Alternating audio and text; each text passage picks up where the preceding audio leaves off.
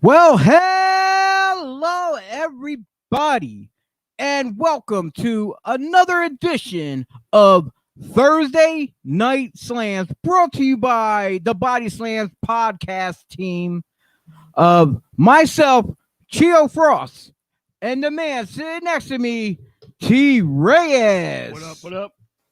That's right. You know what?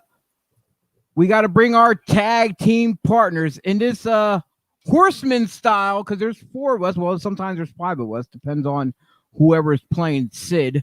Let's bring in the better Bernard, the Saint Bernard, Mikey. Hey, that's right. He's The alive. better He's Bernard. alive.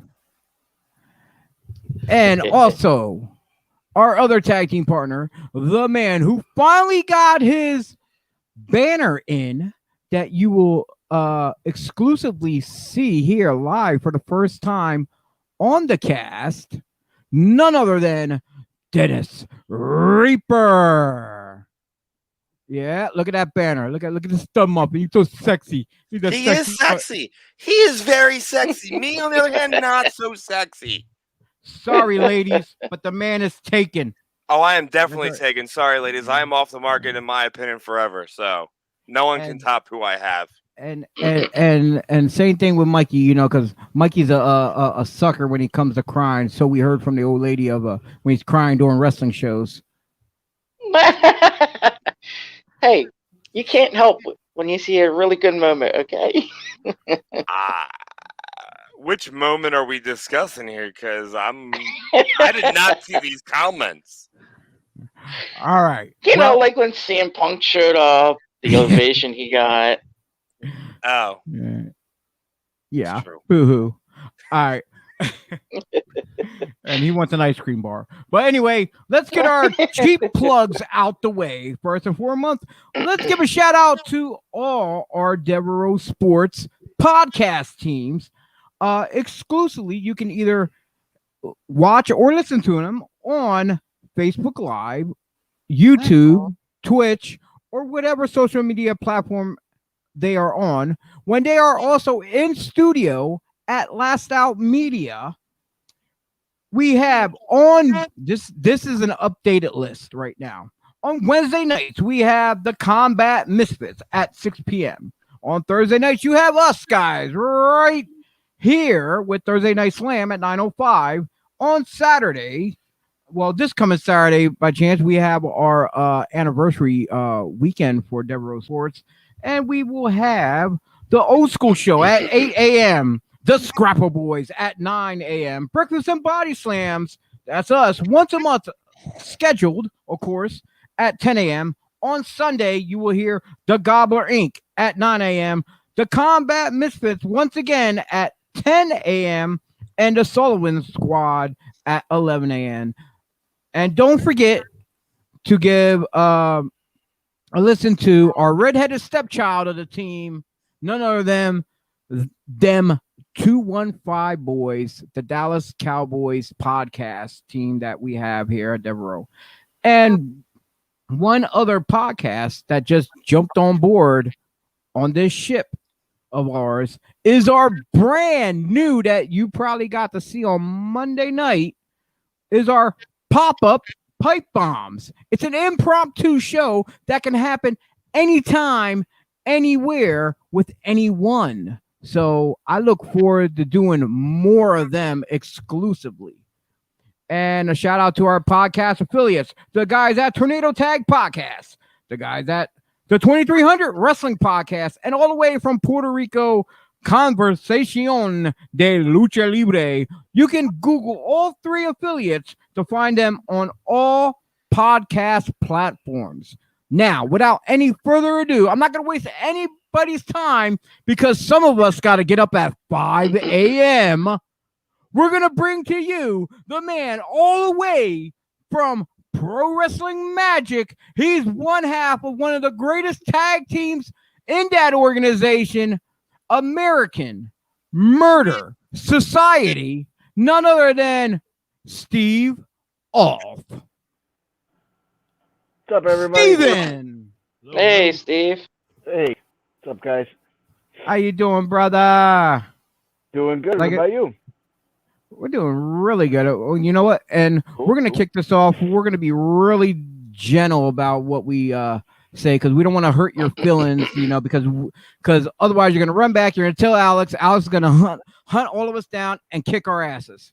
So we're gonna leave it at that. We're gonna be peaceful, PG if we can. I don't know. It's up to you. If you want to We'll drop try F that. bombs, if you want to drop some F bombs, please do so. We encourage it, even though the rest of us gotta try to stay PG, but you don't. Fair enough. All right. Just last week we had Anthony on the show, and he was telling us some very interesting stories. He didn't go too far out there. He kept it nice and PG himself about how you guys met. Why not you give us your version of it, and we'll see, and everyone else will see which version that we want to believe the most. How we met or how we became the Off Brothers? Because No, how you met. so we met in high school through mutual friends, and we did a back to wrestling thing because we were too young to train, and parents weren't going to send us to wrestling school. I'm not saying it's okay or not okay. It's just how we did things. Now, when you say backyard wrestling, now, from my understanding, was it you guys had your two separate organizations? Oh yes, we did. Now, was you guys feuding back and forth like real life, or like my backyard fed's better than your backyard fed? That kind of shit. It was like some low key stuff like that. It was never like heated for most of us anyway. Me and him, it was never heated, but yeah, it was like a lot of good natured yards. But looking back on it, it was stupid. But at the time, yeah. Now, is there any incriminating footage online that we should know about that we can find? Online of me? No. Of the probably. of you guys doing the backyard, maybe some old promos like from back then. That would be great. I got them. I've definitely got them somewhere, but they're on VHS, and I don't know if that's even obsolete by now. But oh, trust me, I have where I can record VHS. I can put them online. All right, if I find them, we'll do it. No, you know what you do? You give me all the ones of him that would be really incriminating, and then you put it. So I didn't do anything that dumb, but he did a lot of really dumb shit. So that could be fun. What was the worst thing that you have possibly have done during your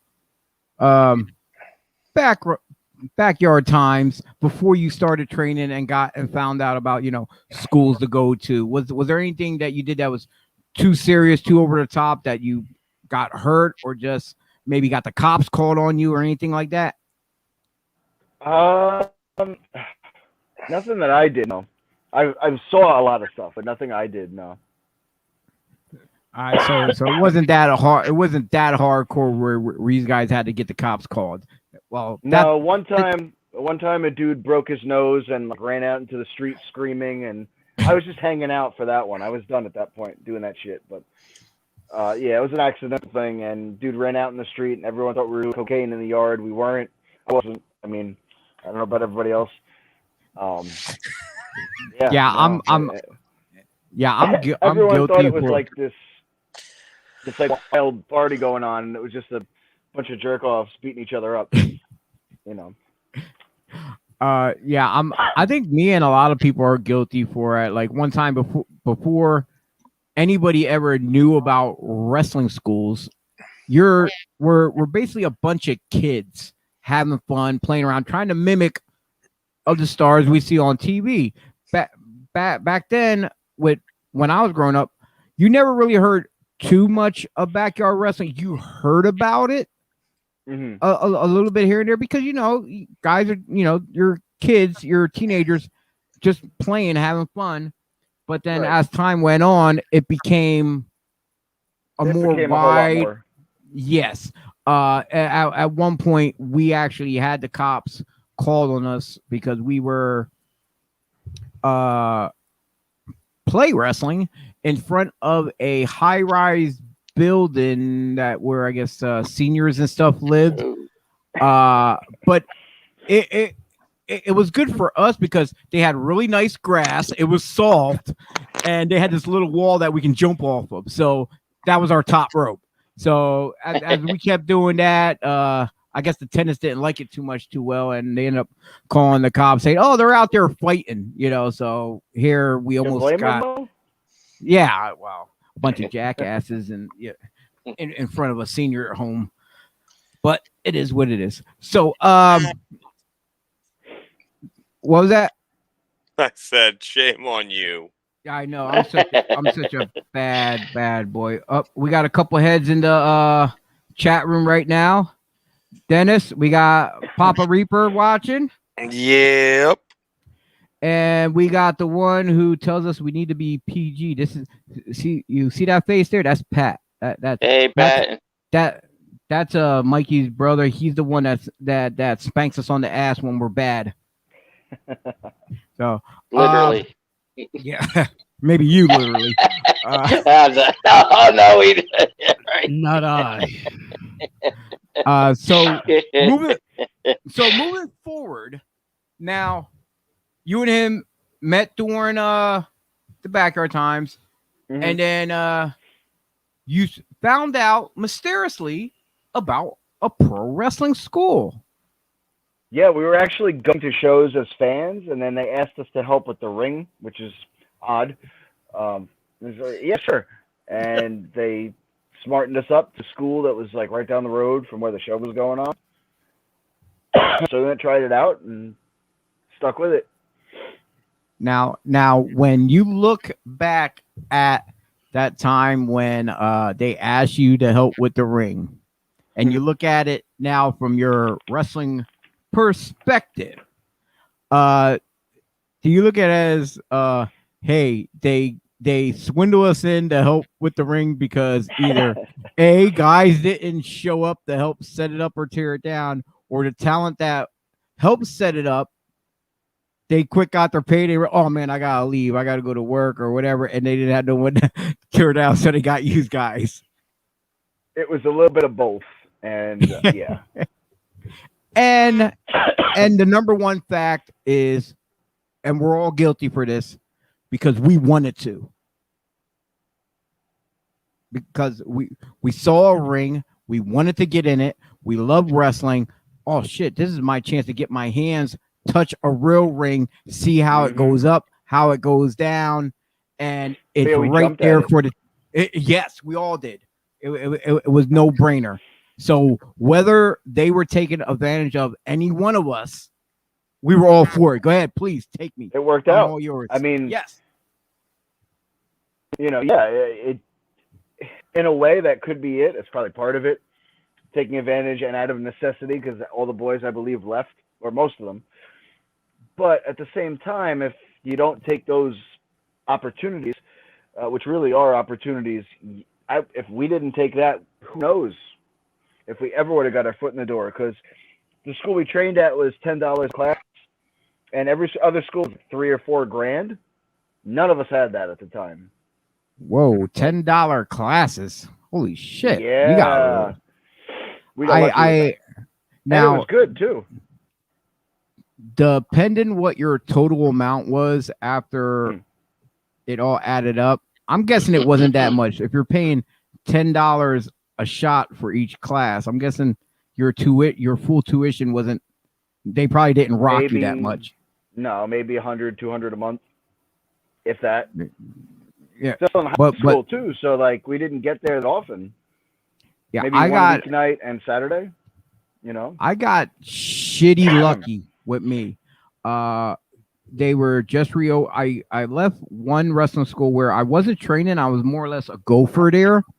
Yeah. But when they went and opened up the school that I actually trained at, all the stuff, extra stuff that I did, helping clean up, watch the gym, because they had a gym built on to it as well. For all the extra shit that I did around there, the one owner he gave me a huge discount. Guys will probably want to like the best discount anyone can get is if you got trained for free because you know somebody or whatever it is. That me, I didn't know anyone to do that, but he gave me a nice discount. And right now, guys, will probably choke the shit out of me if I probably said how much I paid. But I definitely got heat now for that. $10 class. Everybody hates me now, but that's all right. Yeah, but you said a class, but that depends on how many times you went a week and then how much throughout the month. Yeah, plus you said you were in high school at the time too. Yeah. So that's understandable. But I was more or less looking at like a total cost amount of everything after it's all said and done. So like I said, that's why I said I'll probably get this. When you factor in like seminars and camps and all that shit, I've spent probably 3 or 4 times the amount I would have spent on another school. But I want to, further that education all the time. So, see, and right there, you already got me beat by a long shot. So, what was your training like at the school? Who was your trainers? I know he mentioned. I'm trying to remember off the top of my head, but I can't right now. So Richie, Rotten, Chaos, and Magic were the 3 main trainers. There were other guys that would help out too, but those are like the 3 head trainers, depending on the day you went. Magic has trained a lot of people. I'm sure you've heard of that. A lot of them are on TV right now. Not right now, but currently on a TV-based product. The training was tough. It was intense, but Anthony at the time, he's a good dude now, but he was kind of an asshole back then. We were young. He was stupid. I was stupid too. He was stupider. So he had it a lot worse than I did because he would mouth off. I would just do what the hell I was told. Eventually, he smartened up real quick, actually. But.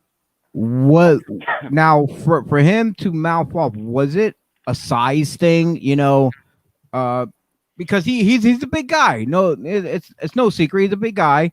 Back then, what was he just as big and thought, like, hey, who are these guys mouth off at me, And I know, and from me and you talking and standing next to each other, you're a decent size, but you're not like a monster like him or Lou Bruno. Oh no. No. He was always taller, but I don't think it was that. I think we were just really young. He was trying to have that confidence, I guess, and he's found the balance as we got older. He's a good dude now. Oh, definitely. Yeah, we had not just on here, but we have when we're at the show, at the Magic shows, we have some great conversations as well. So now, let me tell you one story real quick about that. The first day we went to training, I had gone first, and I brought him in to check out or whatever because he'd heard about it at the show, and he was telling me, he's like, oh, I want to try wrestling, blah, blah, blah. And they're like, oh, cool. They gave him the pricing. He's like, oh, it's great. I'll sign up. And he asked them, can you teach me the watermelon, which is like a diving slash where you grab your own feet and then belly flop on the guy? And they go, what the fuck is that? He's like, don't worry. I'll show you. That was his first day. His first day in the ring, I don't think I need to tell you how many times the man was chopped. But it was fucking great. Now, when you look back on it, it was so funny. I'm gonna show you how. No. I'm gonna if he's not watching this tonight, I'm gonna ask him to show me the watermelon. Please do. I'm gonna show me how to do the watermelon. Yeah, exactly. Can you film it if you ask him? Oh, definitely. I'll definitely film it. If he does it, I think everybody will break their phones out that night just to see this. If he actually shows you, he's going to break a hip, so don't let him show you. Oh God. So these guys are going through this intense grueling training, depending on how much you call grueling. And these guys are looking for characters now, names. And he mentioned Doc Callahan. Mm-hmm. Now he said about I believe he said Doc gave you your names. No, he was okay. I got it wrong. Ring. he was in the ring working out with us, I believe, and Chaos and Richie, the two of the three trainers, are sitting there, and they had this gimmick in mind for a while anyway. And one of them goes to the other, "Wow, what a bunch of fucking jerk-offs." And then the other one looks at them and goes, "Did we just find them?" "Yep." So that's how we became Jerk and Jack, the Off Brothers. I guess there was like a We bunch earned of it. yous. We Was earned there that. like 4 or 5 of yous? Was it? There was like 5 of us at one point. And then you just happened to stick with Off, and it just worked for you. It was already kind of like, I wasn't working a lot back then because I was in high school, then college, but like the places I was working, it was established. I was like, well, why change the last name? I'll just become a regular guy with that last name. For a while, it was Steve the Jerk, Off, the Jerk as the nickname, and then we eventually dropped it and I just reinvented. You still there, or did you free? Okay, no. No, on one screen, I got you frozen. The other one, you're good. Yeah. You. The funny part is, before we even met each other face to face ever, I heard your name Steve Off around, and the whole time I'm thinking, who the fuck's this Steve? I'm like, what kind of name is all? Like, is that his real name, or is that short for something? Is it like, I'm like, is it like Offenheimer or something? Like, he just went off, I was thinking like stuff going off the top of my head, like, I'm like, what kind of name is Steve Off? And then as time goes, I kept hearing your name more and more. I seen it in the arena reports, in the pro wrestling magazine and stuff. And then we finally met each other. I forget which show it was. I know it was here in. Wait, no, I don't think it was in PA. I might have met you somewhere. Maybe. No, I'm gonna think before that. It might have been before. Might have been. We probably just in passing though. It could have been an NWS show. Probably. For Dapper, or did you ever work for JD Smooth for Functified Wrestling Federation? No. Down in Delaware? No. Okay, then it's probably where I seen you around for like for Dapper. Yeah, I worked for a bunch of teams. So yeah, because Dapper and Gino, they worked with JD a lot, and a lot of the talent that worked with them came over and worked there too. Probably like maybe a couple times. I'm not gonna say many, but my old partner, he used to work for the NWS a lot, and you probably remember him, JoJo. Yeah. Yep. Yeah. The last time we worked there we were with the working the Gemini Trojans. So it could have been one of those shows there. It was out there in New Jersey somewhere. So moving forward, you're making your rounds. You broke free from the other jack-offs. And now you're making a name for yourself now. You're getting out there. And then I'm not going to say you started teaming up with Alex yet. I think you had a different tag team partner before Alex, didn't you? I had a bunch of them, man. Okay, that's what got confusing with me, because I knew you two been teaming up for a long while, and Alex not too long ago switched his name. It was something else. I can't remember his name now because I'm so used to calling him Alex Raymond now. But I always want to say Aaron Bradley. Yes, Aaron Bradley before. Yeah, that's what it was. Yes. Oh man, how can I forget stupid that? Fucking name. I'm glad he changed it. But yeah, we ran into each other at WXWC4. I believe you worked, I think, was it AXW or Outbreak? At the Hamburg Fieldhouse? Outbreak, okay. Yep. So that was what, like a once and done thing? I mean, we go back. We just dates haven't lined up again.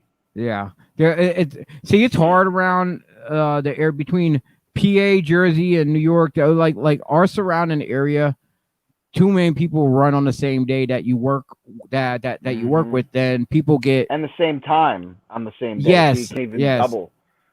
Yes. So it's kind of hard to make a commitment to one particular company. To multiple companies when they're all running the same day. So So give us your history on like how you and Alex got together and decided to become American Murder Society. I would say it was a coincidence or accident or whatever. I don't believe in either one, so it can't be. It just kind of happened the way it was meant to. I was doing this thing, Kill the Magic. It was like an like almost an NWO light kind of thing. Just to sum it up quickly. Guys were against the company. They were there from day one, but they weren't getting pushed. Originally, it was completely different guys. It was me, Mike Donovan, and I think Wheeler Yuta was supposed to be in it, and Dom Montoya was supposed to wrestle, and I think Magic. And it was supposed to be the son of old school. It was like old school style guys, young vets, old vets, and taking the young boys and showing them how to beat the shit out of people instead of doing flips. And it was a whole different thing than it was supposed to be. We ended up being Kill the Magic because plans changed, schedules, and all that. And we wound up needing a tag team. It was going to be me and Mike Donovan. We're going to do the single stuff. Needed a tag team, and Alex was teaming up with a guy named Matty Ice as Climate Change, which is a fucking terrible name for a tag team. And so that was what it was supposed to be. We kicked Matty out because he was better off as a baby face. He wasn't very good as a heel. So good baby. Like I said, great white meat, but I thought he could do both. Not everyone can. It's not a shot. It just, let's bring him back later as a face. We kicked the shit out of him, threw him out the group, replaced him with another guy. Joey Martinez now, but I didn't really know. I'm kind of on the booking team. I wasn't the number one guy ever. I was one of 3 or one of 5, or 5's too many. Always do 3 if you're doing a booking team, by the way. I was one of 3 on the booking team. I'm like, I don't really want to give myself a single push, and I kind of can't be a jobber in this dominant. What if I tag with one of these guys? And then there was a GIF that Shane Fair, who's now a ring announcer, put on the internet of me and Alex like taunting him or some shit, and it was hilarious. I'm like, yeah, that's it. So it started because I saw a GIF on my friend's social media and said, "Oh, that looked cool. We should do that." Legit. And I talked about it. He was for it. So And then you came up with, and then I know you had one other name before AMS. Fucking allergies. Yeah, so we were just Kill the Magic at first, and then we thought, I think it was Relentless Revolution, and that kind of was like, that's all right, but there's no, kick to it. So I was having either tequila or vodka one night, heavy, which I usually don't do. Usually have a shot or two. I've had like 4 or 5 that night, and I was watching American Horror Story. And I'm like, oh, that AHS, that's cool. We can't steal it, though. I'm like, yo, what about AMS, American Murder Society? And then I texted him immediately, and he was like, fuck yes, I love it. Just went with it. And then you two were off to the races. Mm-hmm. So, nice fun there. So you guys are killing it wherever you go. Hands down, I cannot say anything bad about you guys. You guys are always on point. And then what you do for Pro Wrestling Magic, what people don't like fans and stuff don't see, because it's no secret. In any wrestling company, a lot of the boys help with the company to make it grow to be better. We have to, because if we're not helping make it grow, it's like and somebody else has to carry the weight all by themselves. That company is going to be in turmoil because of all the stress and the financial and whatever else that may come, whether they got to set up and make arrangements, and that comes a burden, and that person will burn out. So for guys like you and everyone else, whoever's helping out behind the scenes to make magic happen, it's a beautiful thing when it's all put together. And for you guys bringing me in, I was loving it when I got the instant message. You're like, hey brother, what you doing? Are you free? And like, are you free for the next 24 months or so? Got a gig for you. Well, it didn't happen quite like that, but No, it was a first. We come in, we try CIM, and that's how anything is, I come in and I like how professional everything is done, everything's set up. Yeah, everyone had the run sheet for me, and then the crew you got there to work with. As far as a lot of talent I already know from other places I worked with as well. So it was very comfortable for me to fit right in because I knew a lot of people already from the area because they either come here or South Jersey or wherever the case may be where I'm at. Then your production crew, you had Xander on the lights, GoPro wrestling there doing the filming and stuff. And I worked with these guys countless numbers of times, and like I said, it was like I felt like I was a missing piece in a puzzle. Like I'm not gonna say I was the piece there because I'll never when people go out and say, "Hey, you got to get Chio. He's the best sound guy." I tell them, no, do not say I'm the best. I refuse to take that. No, because it's a fact. There's other guys out there who are way better than I am. But who are professionals who DJ for a living, but the fact that their price range is probably out of this world. On top of that, but then these DJs who do it professionally like that, they don't have the pro wrestling knowledge like I have, where what's on cue, you see different things. Sometimes I have to use judgment when I need to play a song at the right time for whatever reason, So like I said, so that's where it helped me out to obtain another booking with Use, and then eventually, we talked about it, and like you said, I got right now. People try to book me. I said, you got to get in line, man. Like I pull out my calendar.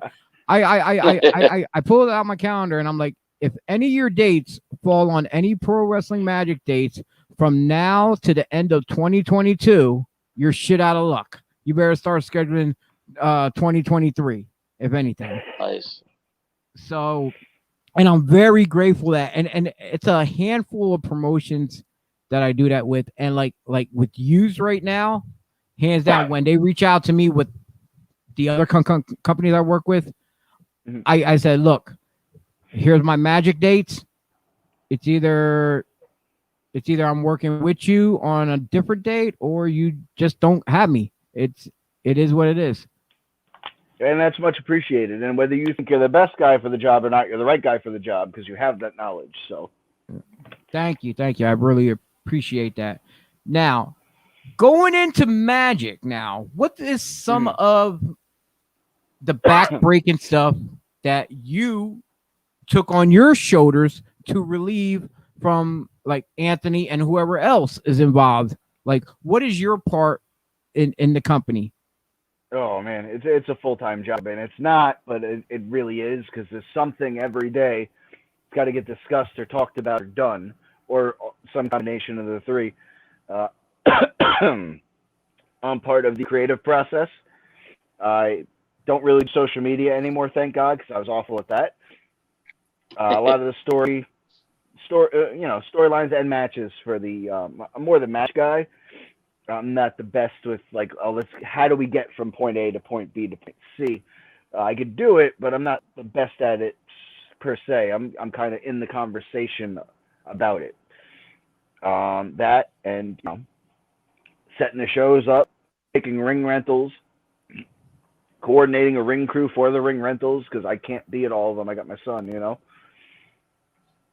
I think some of the best ring rentals that you have is when your ring is being rented in the same building that it's stored in. That's really the only one I'll do. You ain't got to travel. If they want us to travel with that ring, it's going to cost them a hell of a lot more than it's worth. That they'd be better going to someone else. That way, if they're like, oh, we really got to do it with you, for some reason, at least we're getting paid really well for it to deal with that headache. Because, man, same venue, it's cool, it's easy. It's a lot of work, but I mean, it's doable. just a lot of time.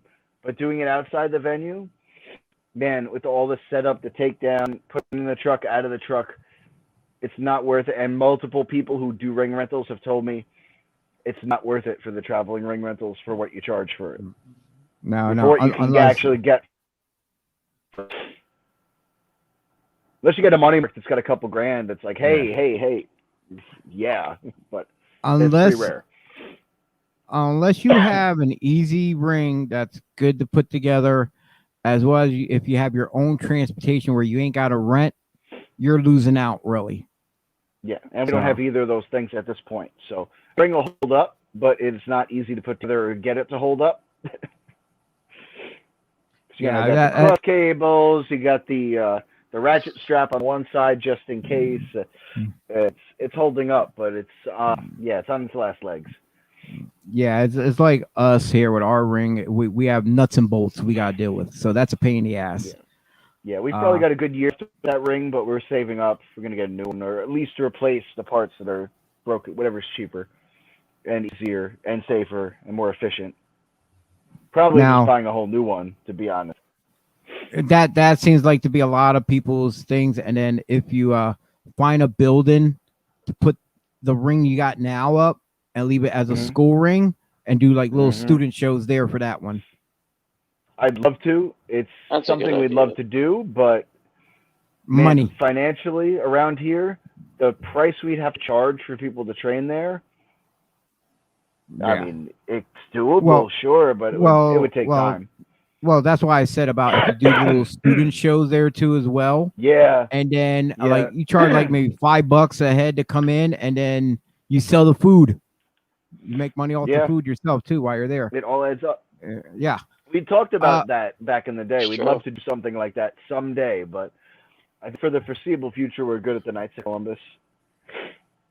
It's a great venue. The high ceiling, you know, and the locker room. It's like you're right next to the bar. Yeah, that is true. But hopefully, since it's right next to the bar, I hope the guys are not drinking before or during the shows. Right? That's a no-go. Not before your match. No, I don't care what you do after your match. But you know. Yeah. And as far as anyone getting high or drinking, that should be a big no whatsoever. As far like as you said, after your match when you're done. At the very least, yeah. I mean, I'd prefer not during the show at all. But like, guys aren't going to listen, and I'm not playing police going around and looking like, you know. Just don't do it before your match, and we have not had an issue with that in quite some time. So, and no one in our locker room right now has ever had an issue with that. So yeah, we had that conversation on the show before about people having that extra activity going on, and we've seen the results, the very negative results, whether it be attitudes or someone getting hurt in the ring. So that's a big no. Now, before you came back from the pandemic, when everything was shut down, compared now the way things are going to before the pandemic, how has Pro Wrestling Magic changed?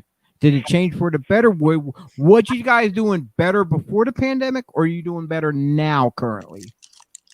We're getting back up there, but we were doing better before the pandemic, right before, which is the punch in the gut that I still kind of have trouble swallowing. It was December 2019, and then January 2020, February 2020. Standing room only, legitimately sold out. We kept selling tickets after we were legally sold out. Now the events are over, you know, off the record. No one's watching, right? No, we were not. We got 5 viewers right now. Well, they're not going to tell anyone. No, it wasn't over the fire code, but it was like right about at it. So, yeah. I mean, the number on the fire code, it wasn't, but what the fire code would be with the ring and all, it was pretty much right at probably what that number is. And then we shut down, and the world shut down, and I won't complain because, like, I didn't lose as much during the pandemic as like a lot of other people did, and us as a company, we're still in business. We didn't lose our business, so you could complain, but like, what's the point? It sucks. We're gonna get back to where we were. I don't know a time frame. People are still scared. We hit up a lot of the regulars just to see, like, hey, you guys are right, and everyone's like, yeah, but I'm scared to come back, and I get it. I know a lot of guys were. I know a lot of guys were doing what do you want to call them, studio shows where it was like closed set in different schools and this and that. So they just filmed stuff, stuck them online. People started doing more cinematic stuff. As well. And we did a little bit of that. We did. It's not the same though, and there's no way to make money off that. You just no. Look, I just did my. I just literally. I can agree 100% with you. Like, I did probably a dozen tapings without fans. And it was fun because I got to wrestle, but there's that thrill, that the energy you get from the fans. That when I say this past Saturday, I finally got to go back into my comfort zone with actual fans. I'm still on a high from this past Saturday. First fans since 2019, and we've all now had shows with fans now. It's that feeling of them being back is amazing. That without fans, wrestling's missing it. You can't have shows without fans. Like WWE tried it; it worked for a while. Now they have fans. AEW did it for a while. Now they have fans. It just is so much better. No, not those kind of fans. What? No. Some of the venues get hot. I need fans. This is not Hamburg. Ryan, I love you. Don't take that as that's just be honest. You know, it's hot in Hamburg, but it's from people that aren't in the wrestling business, it's hard for them to understand like what us wrestlers enjoy the most. And it's that the cheering, the booing, you know, that interaction with the fans as we walk out. Because sometimes, like, I'll be honest, the fans had no clue who were the faces and the heels at the show.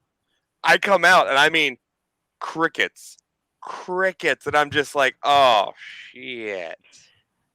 And all I did was literally do this with my hand, and the fans started popping, and I'm like, okay, cool, I got them.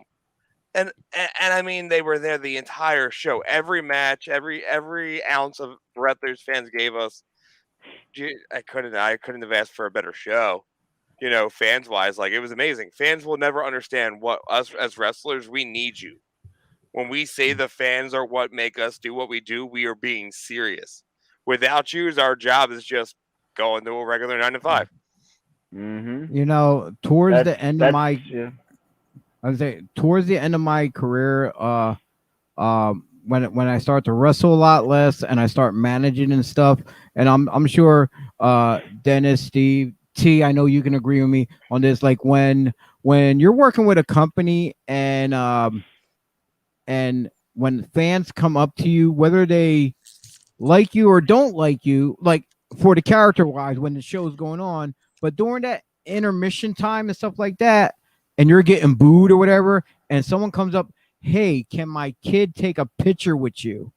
Even though the kid didn't, you know, he's booing you, telling you off, whatever, and this kid's happy, smiling, he got to take. I'm like, you were just telling me to go fuck myself, little kid, and you know, this little kid telling you that, and next thing you know, his dad's bringing him up to you, you know, to get an autograph, get a picture. It's like you put a smile on the kid's face because, hey, I actually got to meet a real wrestler, got pictures and this and that. We're like in WWE or any major company, like as far as when you go to their live events, you don't get to have that same intermission interaction or even after the show.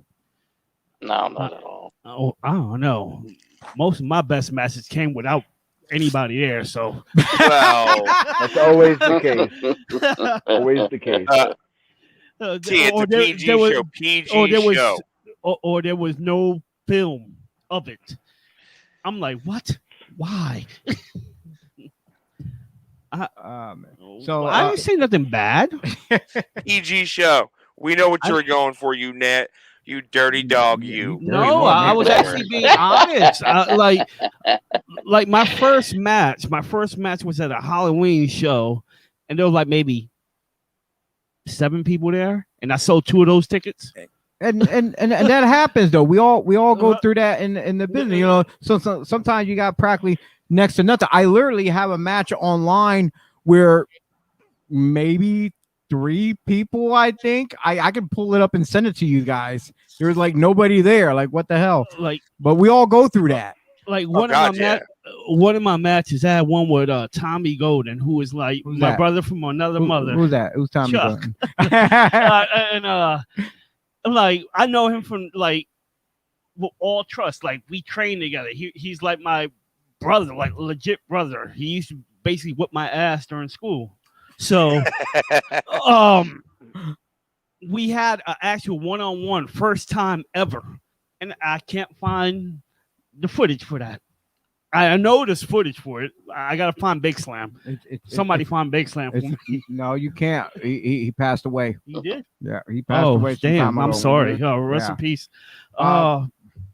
Steve. So, damn. I got this guy here talking. I lost my train of thought. I was going to ask you a certain question. Well, there is a question. Look, I don't know. Right, Did you see it? Pat, I don't know if you yeah, saw. I see that. Here we go, Steve. So Pat asked you a question, and now Steve, you've been wrestling for years now, okay? And I know you've had you probably have a top 20 of matches. Yeah. Out of those top 20, which one is your favorite? There's 2 that stand out. Favorite singles is definitely with Nunzio, just because of the training I went through to get to the match. He was just coming off WWE. They just let him go, or he quit. I'm not sure which one it was, but he had just left WWE in the shape of his life. So just to hang with him, the training I had to do, the cardio, the throwing up 9 times a night, that was fun. I almost died, but I mean, I didn't die though, so I was ready. I didn't blow him out of the water, but I hung with him. I was good. And by the end of the night, you were dry heaving. We both were. We pushed each other to the limit. It was great. And best tag was probably, excuse me, AMS versus Tommy Dreamer Falaba.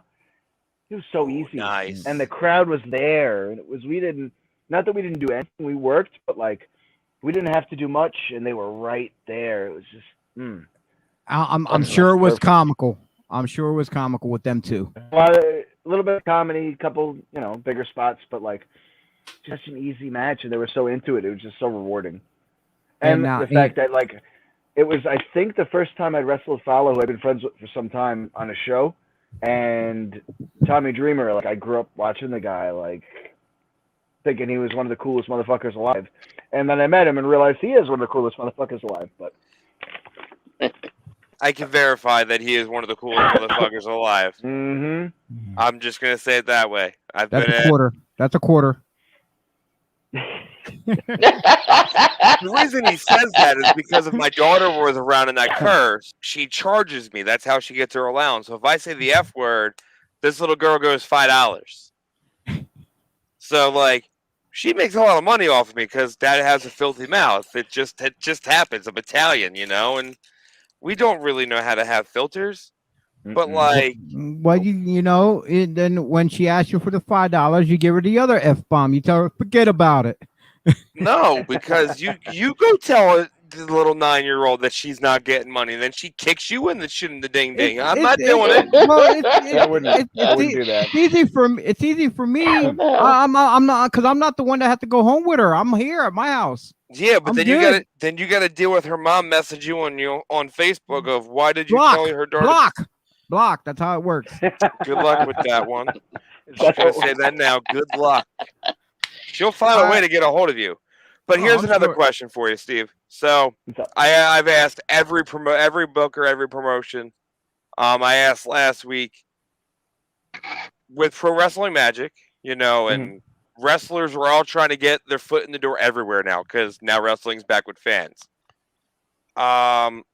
Instead of the normal, what does Pro Wrestling Magic in your eyes look for in a professional wrestler as of character, in ring ability, how to reach out to you?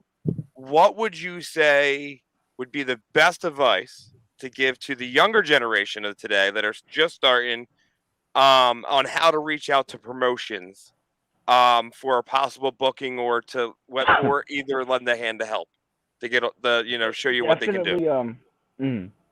Definitely send links, send emails, because I'll watch them sometimes, but I don't have a lot of free time. So if I watch like one a week, it's a lot.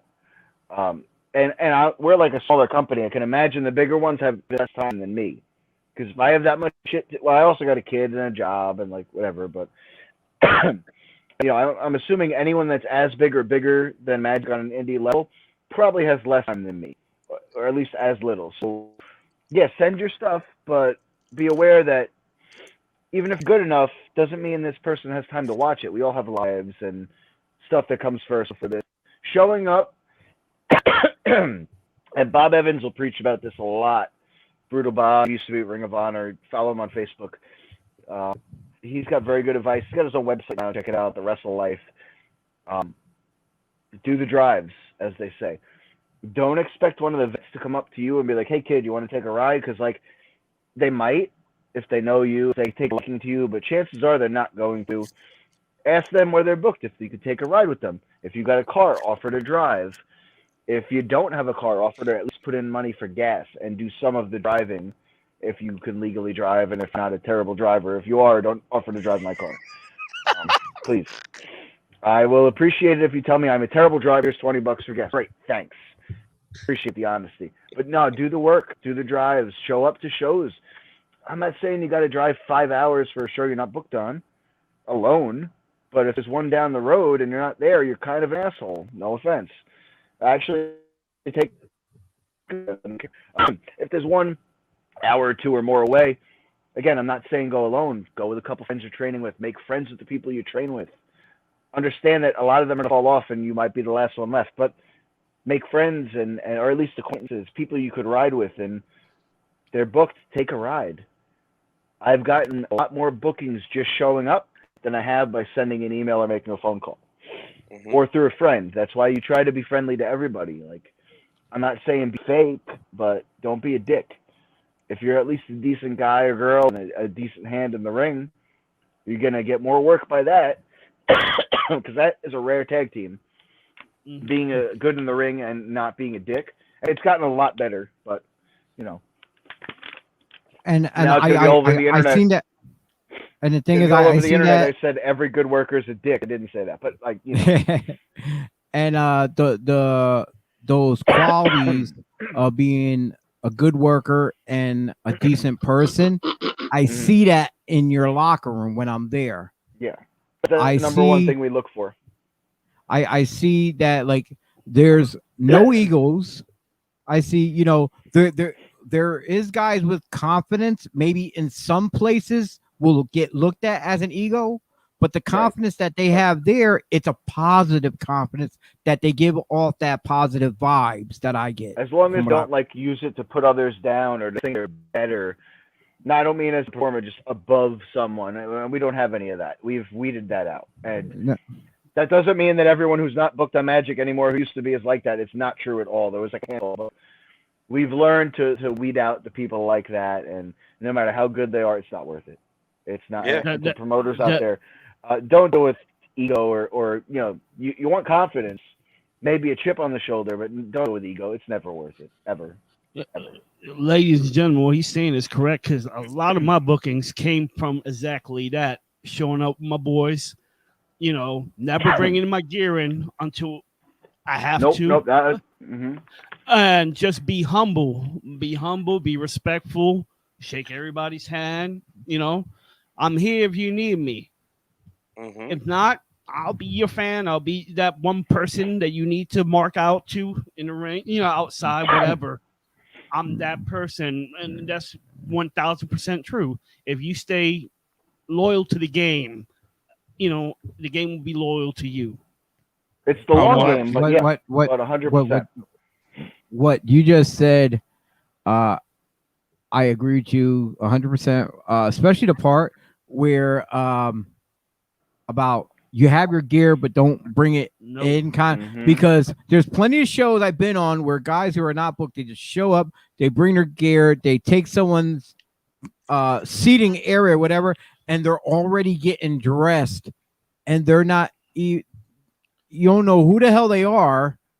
They're not booked on the show, but he's in their gear. I'm like, who is that? Like, is he like? I'm looking at the format. Who are you? I'm Look, like, I will say that I don't fault anyone at my shows if you ride with someone, especially for bringing your gear back in and asking, because I don't know, you could have parked 6 fucking blocks away. But yeah, putting the gear on, that would be like, yeah, no, get out. yeah, Yeah, like look, what the fuck? I've showed up. I used to show up at shows. When I first started, I would let the in promoter gear. know I was coming. Oh God, no! I would let the promoter know that I was coming. And that I would really like to sit down and talk with them. But I would have a bag of clothes on me to help set up because I was always told to dress for the job I want, not the job I have. So I'd always wear dress pants, dress shirt, nice little tie, dress shoes, everything nice and clean. Because 9 out of 10, I was always used as a baby face. So baby faces at the time, I was always told no, I did not have a beard. They had a certain way they had to look. So promoters like that, and I'd have like a little like gym bag, duffel bag, and I would leave it before walking in the venue. I would leave it at a door, and then walk in the venue, introduce myself, talk with the promoter, and then I'd ask, "Hey, I would really like to help set up, but I would like to change into some, rougher clothes so my nice clothes don't get dirty." And they'd be like, "Absolutely, go to the locker room. If you have gear, go grab it and put it in the locker room. If we need you, we'll use you." Oh, okay. That's a good approach. I like that. And I'd always tell very them, I was good like, advice. I appreciate the offer. And if you guys need me, I'm here. I go, but if not, I would love to just hang out, watch a show, and see what you guys have. Just watch how you guys do stuff. And I never got a no. I always got a absolutely. Did I always get put on the shows? Yes, I did. Was most of it because of who I was trained by? 85% of the time, yes. Because when you say you're trained by the Mess Brothers, everybody in the business knows who the Mess Brothers are. So they know that you're trained and you're respectful. And when you show up and you say, "Hey, you want to help out," you really are there to help out. But then there's other guys that are like, "Hey, we appreciate your helping out, but tickets are $20." Be like, "Okay, here's $20. I'd pay you the $20. I won't care, because in the longevity, that image, that representation that I just did goes a long way. Could be Yeah. 4 or 5 months down the road. That guy goes, "You know what? I really like that Dennis guy because he showed up. He messaged us first, showed up, asked to help. We told him, hey, we didn't have a spot, but he had to buy a ticket, and he bought a ticket still. So that goes a long way. And I appreciate, and I always ask, the You always promoters on see the show guys. this You question.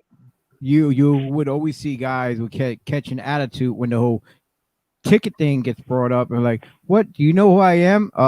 Pretty much no, we don't know who the fuck you are. That's why you're not on the show. That's why we're asking you to buy a ticket. Really, honestly, out of respect, because we're trying to make, because the other boys on the show are trying to make money as well. So it's like, yeah, I'm like, it's not trying to knock them down a notch. Like, you're not good enough, you need to buy a ticket. It's more or less, hey, we're still a company. We're still trying to make money to pay these guys who are busting their asses, who are here, so it is what it is. Yeah. Dennis, you said something else you had.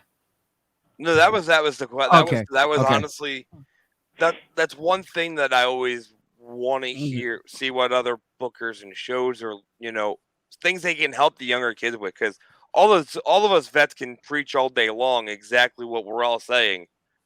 It takes a special person to listen and take it in. We had a kid from ACPW, the training center, finally graduated. He had a match, and the kid didn't know he was graduating. It was just, hey, he came to the back, and I was like, "Hey, congratulations, you finally graduated." But Tyreno had that was his main trainer. I just started it a couple months ago, But these kids are putting the effort and the time into, train on the weekends and work out with me and work on promos and character stuff and to work on the basic small little things, that to me is the most important. But these young kids don't get it sometimes. But sometimes the young kids are like, "Yeah, this guy's serious. Like, we need to get bookings, but this is the way we have to do it. Like, this is how I did it in the very beginning 13 years ago. I would have never made it 2 years in the business if I didn't do it that way. I would have had my ass whooped. Like, 13 years ago, we had guys that would beat the shit out of you. You know, Mhm. now you can't do that because, oh, we have Karens and little sissies because they stand in their whatever areas. You can't beat someone up when they disrespect somebody in the business or the vets in the locker room or the show or so on and so on because now it's frowned upon. But Sorry, that reminds me of a clip with Loki and basically beating the holy hell out of somebody for botching a spot with straight legs, and I'm like, wow, this is the stuff that we used to get tortured by, and nowadays you don't do that anymore. No, you And can't. No. it's crazy, and it's good to me. It's good because for missing a spot, a small spot or whatever, it was asinine for him to receive multiple kicks to the head because that's what happened. Yeah, especially to the head. Damn. Ouch. No thanks. Yeah, you get a lot of concussions. Steve, now Mm. this coming Saturday at Pro Wrestling Magic, you and Alex, the American Murder Society, will be going head to head against a team known as MSP. Now, what kind of background is on MSP? Because I don't think I ever met them before. So they're from Maine, so they're assholes naturally. That's Okay, just cool. how it is. Assholes. All right, gotcha. Yeah, they're a great tag team, but they're assholes because they're from Maine, and we've been wanting to fight them for a minute. We've been wanting to get in the ring and just see what's up, and they've been high on our list. And we had a little interaction during a gauntlet at one of the Fight TV pay-per-views. So they jumped us from the back, and they beat us pretty quick. No excuses, but they got the jump start now that it's one-on-one, and we're going to see them coming. I don't know they get so lucky. But they've been high on the AMS hit list for a minute, so maybe we just welcome them to the American Murder Society. and that's Americana because it's going to be happening Saturday, September 11th at the Knights of Columbus in Ridgefield Park, New Jersey. And anybody out there who wants to get any tickets, it's real easy. Let me just pull this info up. That way I don't have to keep stuck. I got you. ProWrestlingMagic.ticketleap.com. There it is, right there. Bam. Oh, I knew I had it. come on, Chio, you're Yeah. dropping the ball, man. I had it Dropping right the there. ball. See, if I knew how to read, I'd be pretty happy right now. yeah, me too. You see, people, you need to get your tickets fast. I'm sure front row probably maybe sold out. It's $40. Close to Okay, But there's a $30 few left. general admission. You don't want to miss out on that. Like I said, I'm gonna leave this scrolling at the bottom of the screen for the rest of the show, right there, so fans can remember as we're gonna keep talking. And I will plug it at the end of the show too, as well when I do my final goodbyes. Steve, I want to thank you for joining us here. Thank you for having me. Thank you. Do you have So- any final words, shout outs, or anything like that? You're pointing. Who are you pointing to? Who are you pointing to, The brother? bell time, I'm pointing at the scroll. The bell time is technically for the live pay-per-view 7 p.m. We're going to have a pre-show at 6:30 for the pay-per-view, and we are also taping matches at 5 o'clock. If you have a ticket for the 6:30 show, you can come at 5 o'clock for free. I'm gonna fix this right now while you're here, All right, because Anthony told me the doors opened up at 5:30, so people would be a we half changed hour it. late. Okay, we changed it cool. over the weekend. That's my bad. Damn these guys. Doors will be at 5. All right, let's see here. So did And we once have the a first, match at all change? Oh, Did what? you have a match change at all? Okay, because No. I'm looking I'm on the Facebook page and I saw that Daniel Oh, right. Garcia was taken off Garcia. for one. Yes, that match, we took him out of it. We didn't really change the card. We just made a 4-way instead of a 5-way. So I found out today on the internet, surfing around, that AEW is going to be taping Dark at Universal. in Orlando, which is awesome. I love it there. So I'm assuming that's what he got called off for, because it was an AEW related thing. So Gotcha. don't have heat with him for this guy. So be like, oh, screw him for not coming to Magic. No, they pay him more than we do, more than we can afford to, You don't but significantly. Yeah. So yeah, that's his job. Like I was going side through pay. That's stuff, his job. so I was going through and I was like, hold on, I know there's a missing person out of this. Where's Garcia? Boom. So I wanted to make sure, because we, like, wrestling fans understand, some of them do cards subject to change. Yeah. When they work for those bigger companies, those bigger companies can pull them at any given moment. You know, with That Deppen is being true. with ROH can pull Deppen the day of the God, show I and hope say, they hey, listen, don't. I'm just going to do Now this. you're making me worry, because they have a pay-per-view the day after us. So I'm like, Well, the Well, pay-per-view thank wouldn't you. be that Is it- far. Is it local or does he have to fly out? I think it's local, so he'd probably be all right. I think it's in New York. Oh, but then he's good then. Yeah, I think so. I think it's in New York. If it's in New York, he should be fine. Hey, Ring of Honor, if you're listening, we do all the COVID testing stuff. He'll be fine. Look, We what do. the president just said today at 5:00, yeah, we are in for it. I'm just saying. Well, All right, Steve, do you have any final words that you would like to say? Any cheap plugs of your own that you want to put out there? I'll always plug my social media cheaply and often. So follow me on Twitter and Instagram at IHateSteveOff.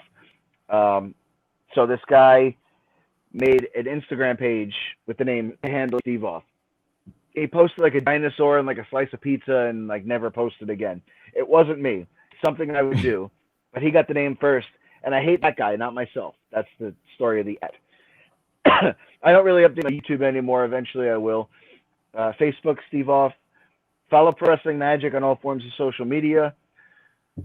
Saturday for $30 to $40, you can get awesome live entertainment. If that's too much for you, if you're still COVID scared, I get it. Sign up for IWT, use the promo code MAGIC, and watch it for $10 a month or $100 for the year if you pay up front. Yeah, it's cheaper that way. We still get paid if you watch it from home, so we'd rather you be there. It'd be great. You're missing out on half the show if you're not there live, because half the experience is being there. But at least get a half-ass experience of it and watching TV. It's still pretty damn cool. And then, on top of that, if they enjoy it live, they can go back and watch previous Pro Wrestling Magic shows as well. All of the previous shows are either on Fight TV or IWTV. Well, from 2021 on, and some of the 2020 stuff. We're working on getting a back catalog going. We all have regular jobs, so give us a little while. But eventually, the entire back catalog will eventually be on IWTV. And before I kick you out of here, I know coming up on September 23rd, does that sound familiar? Somebody has a birthday coming up. So I just want to wish you a happy birthday. If I don't get a chance to say it this Saturday, or I'm sure it's gonna pop. I'm sure it's gonna pop out in my Facebook notifications. Hey, this guy has a birthday. I'm like, should I send him a cake or something like that? In the comments, Don't do that. I don't know. In the comments, sure. I was gonna say I'd In the appreciate it, but my abs would not appreciate it. I don't have abs yet. They're almost there, so no cake. Stay up, All right. Once again, I'm sure everyone here says the same thing. Thank you. Thank you guys for having me. Thank you, Steve. Appreciate it. Get a Been good a fun night's time. sleep. Man, I'm gonna try. Yeah, I'm all 'cause we hyped gotta up be up now. Now at I'm not 5. gonna be able to. Damn it. I'm gonna try. It's all Reaper's fault.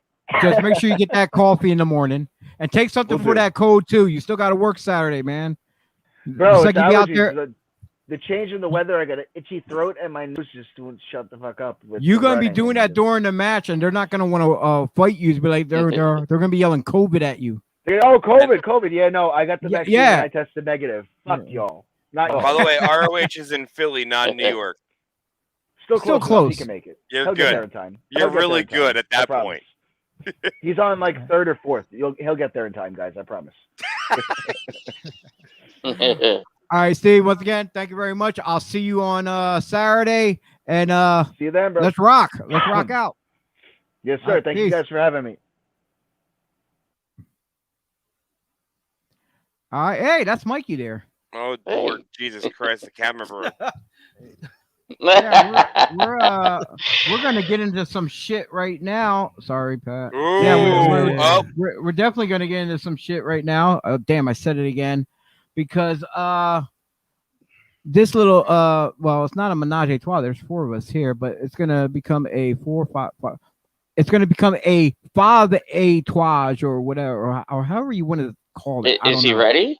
Or it's it's not Cinco de Mayo, it's Cinco de Austin. ole, ole, ole, ole. Hey, there he is. What's up, Ole. Austin? What's going on, guys? How we doing? I'm doing good. I found soccer cards again. Alright. I've been opening packs the whole time. Ah, I yeah. won't lie. I bought 10 of them. I'm sorry. $100 well worth it. Oh yeah, How long have you been down there waiting to jump in? like 5 minutes. I waited until you were starting to wind down before Man, I'm so sorry, man. I should have lasted longer with Steve now. Shit. Now I gotta look at hey, I got a question. Is the game over? No. No. What's the Wow. score? I think from my angle, I think the Bucks are still winning. Bucks winning? Man. yeah, halftime 21-16 Tampa Bay. That's not bad. Let's be real. What? That is not a bad score. You're facing Tom Brady. See, but I have a toss up in that game right now that people are watching is because, one, I don't like Tom Brady. And number 2, I don't like Dallas. So it's like a toss up. Like, Look, Yeah. I would We're rather seeing look. both I'm gonna say lose. it this way. I would rather see Dallas win over Tampa. Nah.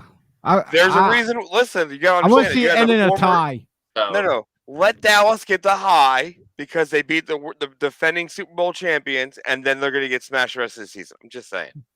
that just happens every year, so that's nothing new. That is true. That is very true. Like the Ravens have already been killed this year, but hey, like For your losses. confirmed out for the season, both of them. All right, Yep. guys. I'm at to cut you off and bring Well, it back. No, that's This fine. ain't We the gonna go other. wrestling.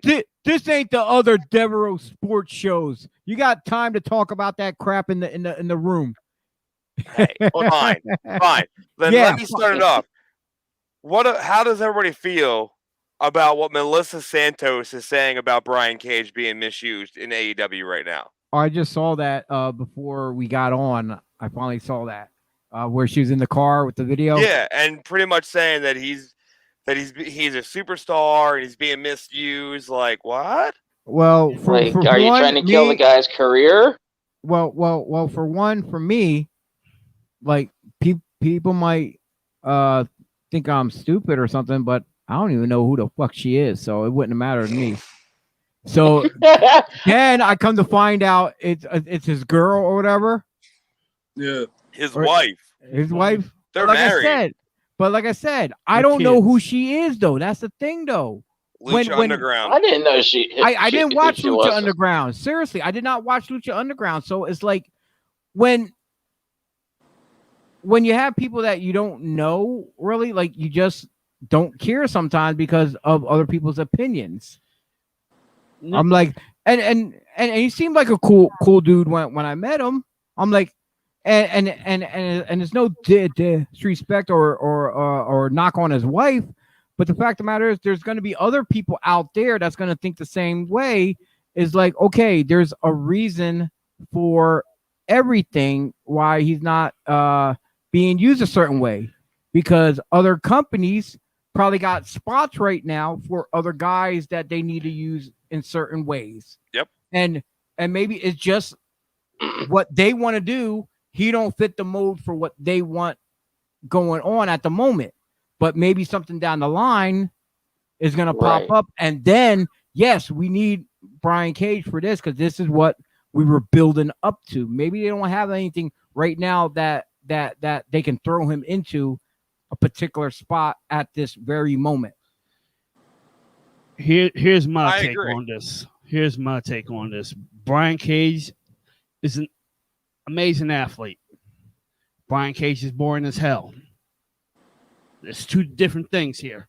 I can't. In the ring, he could work. In the ring, he could work. But you hand him a microphone, what's he going to do? Who better? Look, Come there's a on. lot of wrestlers that can't talk to microphones, so you can't really say that he's boring because of that, or bland, because then you'd have to talk about how bad Brock Lesnar is, But Bobby Brock can talk. Lashley. No, Bobby he can really talk. can't. Yes, Now he Bobby can. Bobby can talk now, but he couldn't before. Let's go He was back. horrible. Let's go way back. Brock was shit on the microphone back in the day. Bryan Danielson, when he came in, he was all wrestling. He didn't have much of a personality or mic skills back then. And they worked with him over time, and it came out. Yep. And Chris that's what Benoit couldn't talk. It took him a while to learn how to get good on the microphone. But his in-ring skills are way superior to anything known to mankind. So, well, yeah, it's going to get noticed before his verbiage even. But Brian Cage is a great professional wrestler. And I'm not to say no. I say he's an amazing athlete. But he's not. But I can't. But he does nothing for me. Okay, he for does you, nothing that's fair. for me. Like That's you fair. he's just a muscular guy with superb athletic skills. What is his take? Is he Wolverine? What is he? What is he? Whatever doing? he wants to be, because he could literally throw someone across the ring and end of the exactly. first third row. He is an animal, but what is he? What is he? What is he doing for the fans? That's why they have him with Taz, because they got to figure it out. And again, they have him with someone. someone. Back to what Dennis is saying, that maybe down the line. Actually, he's not with Taz no more. Yeah. Oh, I didn't know that. Yeah, that was gone weeks ago. They gave that title to the. Oh, that's right. That's right. Group. That's right. They took him out and gave it I forgot about that. Yeah. But again, she's not. I'll say this, if someone gets this to freaking Brian Cage and he doesn't like it, oh well, dude, you need to get your woman in line, because all of what she's doing is going to hurt you in the long run, because people aren't going to want to use you on the shows if your wife's going to be there and say that you're being misused. Like, it's wrestling, and that happened. Earn your spot. And that happened so many times in the past with other people, where their significant other is there, and behind the scenes either mouthing off, saying the wrong thing, and people are overhearing it, and they don't want to hear that in the locker room. So they're like, you know what, we're going to stop using him because of his other, whoever's with him. Exactly. My significant other is backstage too all the time, and it's a beautiful sight. Here's a contrast to comparison. Powerhouse Hobbs. That's a big dude, athletic. He really doesn't do anything on the mic, but his facial expressions tells you everything you need to know. Yeah. Brian has not grasped that yet. He looks at people. Fair. He That's a looks fair at people. He comparison, gets though. angry. He gets angry and stuff. But the way Hobbs portrays himself, be like, okay, he has some type of character charisma. Well, look at Wardlow. You could be as confident as you want. That's not charisma. All right, gentlemen, we have a list of topics. I sent you the PDF. I couldn't get the load on all my right. end. It took me to stream. It brought me to the website here instead of like the PDF. It downloaded, but it didn't load to my phone. You probably it's probably in your phone. You probably have to go to your files and look where it's like download or something. I was like that. trying to find it because that's what I had happened to to me. Because that's what I had to do. I had to go to my file folder, and it popped up right there. I don't know if you, Austin. I don't know if you saw it or not. Yeah, I have it on my computer here.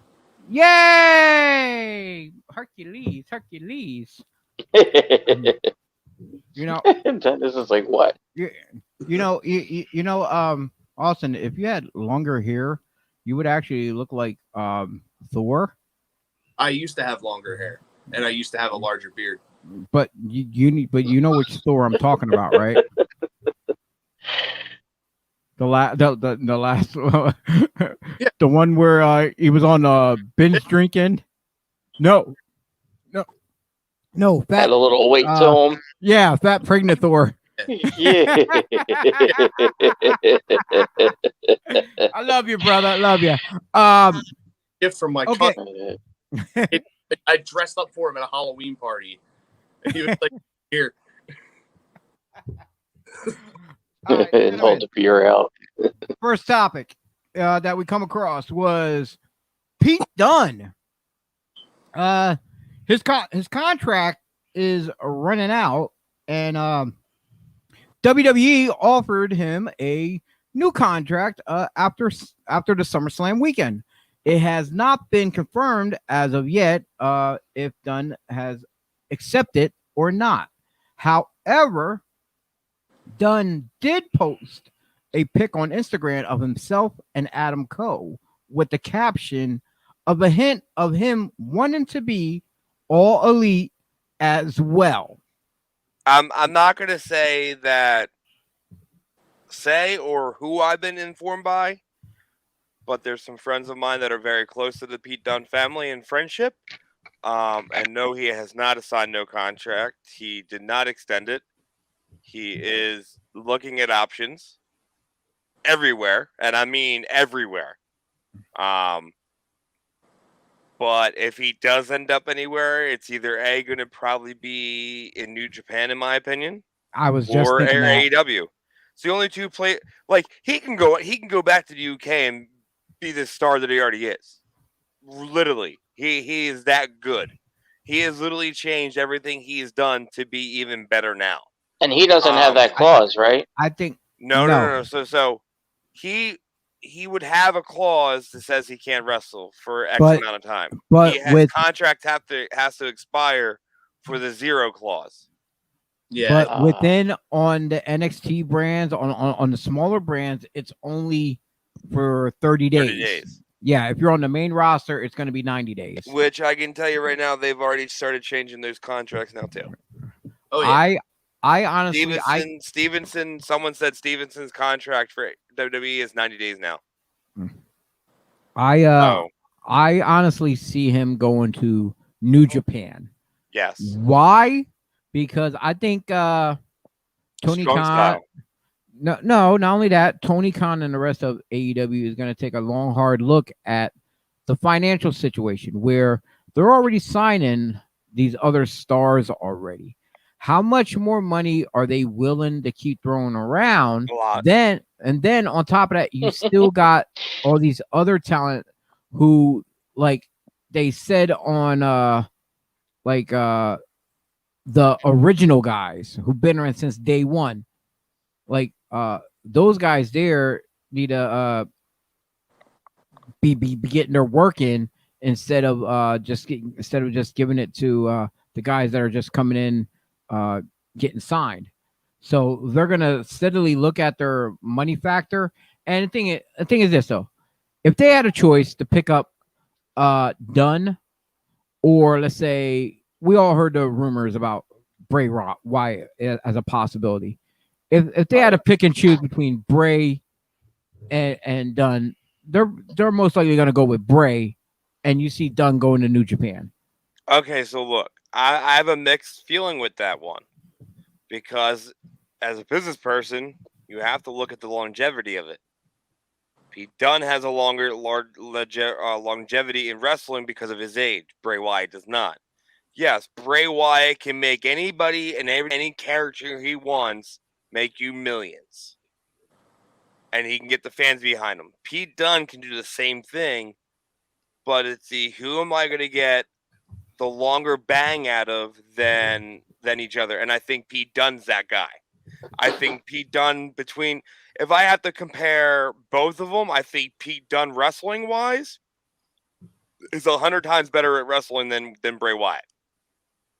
He's a more technical, sounded wrestler. And I love Bray Wyatt. I love his character. I love his in-ring ability. I love everything he brings me to the screen because I can believe it, I can get behind it, and I can feel it. But from a wrestling standpoint, Pete Dunne outscores him by 100. You know, and I know people won't agree with me, and that's fair and fine. Everybody has their opinions, just like T had his opinions about Brian Cage. And I agree. Once you made that comparison about him and Hobbs, 100% on point. 100% I can agree with you now on that one. If you compare someone with me to him, I can understand where you are with that. So like when I compare Pete Dunne and Bray Wyatt, it's like Bray Wyatt's, can go multiple ways. Pete Dunne is, he can go multiple ways, but his character is always going to be here. Right. But his in-ring talent can go everywhere. He can do any style of wrestling you want him to do. Bray Wyatt can't. Right. So, if anything, Bray Wyatt goes. I would say Bray Wyatt go to New Japan, and Pete Dunne go to AEW. Only for the fact that they can build more around Pete Dunne, and New Japan could you see it now if Muta ever decided to wrestle again versus Bray Wyatt? Oh God, that will be pretty good. I'm just saying, like that. That would be a damn good match. That to me, with their way their characters are. I feel you. I don't care if their shows at 2 a.m. I will stay or 3 a.m. I will be up to watch that match at 3 in the goddamn morning. Because first off, it's the Great Muta. Okay, first off, that's that. That alone. And then you have Bray Wyatt. You throw in the Great Muta entrance where the guy comes down and does the genie lamp again, and boom, and here he is. And then you have Bray Wyatt do some out of the ordinary, freakish kind of what the heck kind of kinky, freaky shit are you into, Bray Wyatt? Because that was awesome. Just saying. But no, 100%. I hope he done. I don't want to say I don't want him to leave WWE because I do enjoy when he's on that TV. It's one of the reasons why I still watch NXT. I want him to stay because he can make a great career out of it in WWE. It's just that simple. Triple H is 100% behind him. But if he does leave and go elsewhere, he's going to become even a bigger star than what he is in WWE. And then he will end up back in WWE 100%. Vince will be like, what were we thinking? We are idiots. Well, we know. You let Adam Cole go.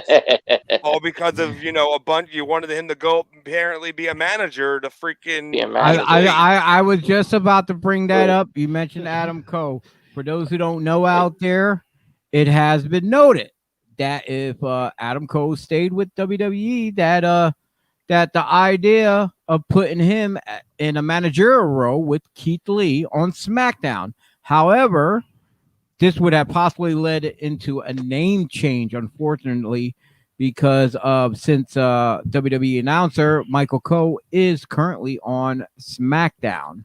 There was rumors of that. So I would think that would be a total slap in the face if they did either one of those things. Even if he was wrestling and they went to change his name, that would have been a no-no for me. That's why I said he made the better choice of going with AEW. You make Adam Cole change his name, and you lose. Yeah. You make Adam Cole go from wrestling to manager, you lose it. You lost it. Now, did anybody watch the press conference with Adam Cole after AEW? Yeah, I watched it. I loved it. I loved every little bit of it. One of the interviewers brought up the whole Vince McMahon thing. He goes, I've never had one bad experience with Vince McMahon. He is intimidating. But the reason he's intimidating is because he demands respect. And you should, in that kind of in that spot, you should have the most up respect for that man because Vince McMahon really did and has changed the landscape of professional wrestling. No one can doubt, no one can deny that. Without Vince, there is no more wrestling, and he's opened a lot of doors for professional wrestling from the indies to all the shows and platforms he's given people. So Adam Cole, he's pretty much was thanking, Vince and the WWE for their opportunities. He didn't say anything bad. He didn't really take any shots when he debuted on AEW, really, besides, Well, that's the same thing with Brian did at the end of the show, where it was off camera. So when he said he's a professional wrestler. Yeah. Well, that he appreciated the place and loved Vince, and they have an amazing relationship. Yeah, he said the same thing. Yeah. He said that Vince babies him, and he didn't want to be babied. Yep. That's why he went. Well, with Adam, if they would have done that, it would have been like you said, the death of Adam Cole. 100%. Would have been. I swear on everything. Exactly. Worse than. unless it was Vince himself coming up with this idea, like in my face, like preaching. If it would have been one of his other stooges, like Pritchard or whatever, came up like, "We got this idea for you," I would have walked out. Yeah. Because you know, Vince, I can understand because he's trying to, you know, pitch it to you. Anybody else? Right. Hell no, I would have walked the hell out. Like, who are you? Yeah. What you done, brother love? You know, like, Brother Love was Brother Love. yeah, what is that? He Brother Love. He loves you. Nah, bro, no. Yeah, it wasn't a I lovely would have idea walked though. that's disrespectful. That is disrespectful. That's 14 years of this man's career of being on top because he knows he's that good.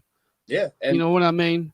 I was actually talking with a buddy of mine about it. I think it was yesterday, actually. I said I think NXT disbanding the Undisputed Era marked the beginning of the end Yes. because they Yeah. were Yeah. needle for See, NXT. we're like this. Yeah, that was like Undisputed Era was like it was they were trying to be this generation's NWO, and it was working, and it was working well. Like the point where Yes, it was. titles was, in my opinion, some of the greatest like storyline and just overall just wrestling talent that I had ever seen in NXT.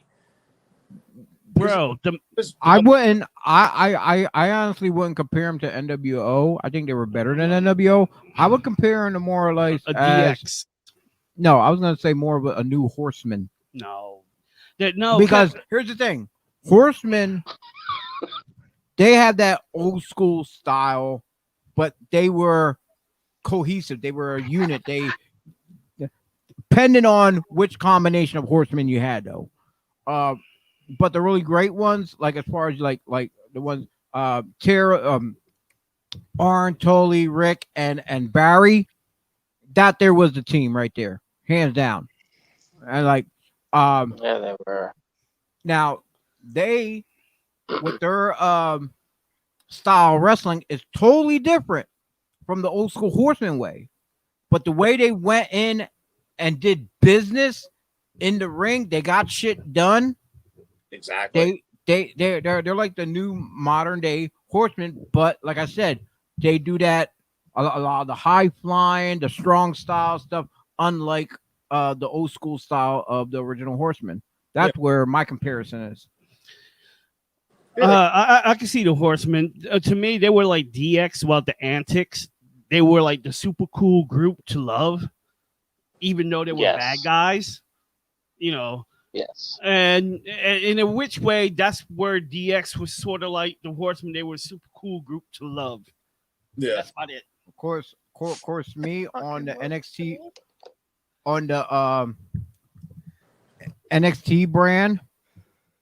I'm sorry, but I always said with the I always like the in the UK the Imperium over over Undisputed. But that's just me though. That's the wrestler in you, because I know where that's coming from. When they came out, I'm like, ooh, they're about to just wreck shop. You know what I mean? Because they're no nonsense. And before any of us as workers get our characters, we are wrestlers 1,000% first. And that's what it appealed to all of us, because, you know, it's the work they put in. And that's what Imperium to us was like, oh, okay, these boys is badasses, you know. I agree 100%. And now, staying on the topic of WWE and possible leaving, I'm sure everyone here already saw the tweet and deleted the coordinations of Mount Rushmore. It was a reference to the group of Kevin Owens / Steams back then, the Young Bucks, and Adam Cole. Speaking of Adam Cole again, there we go again. When the four of them were a faction in Ring of Honor and Pro Wrestling Guerrilla.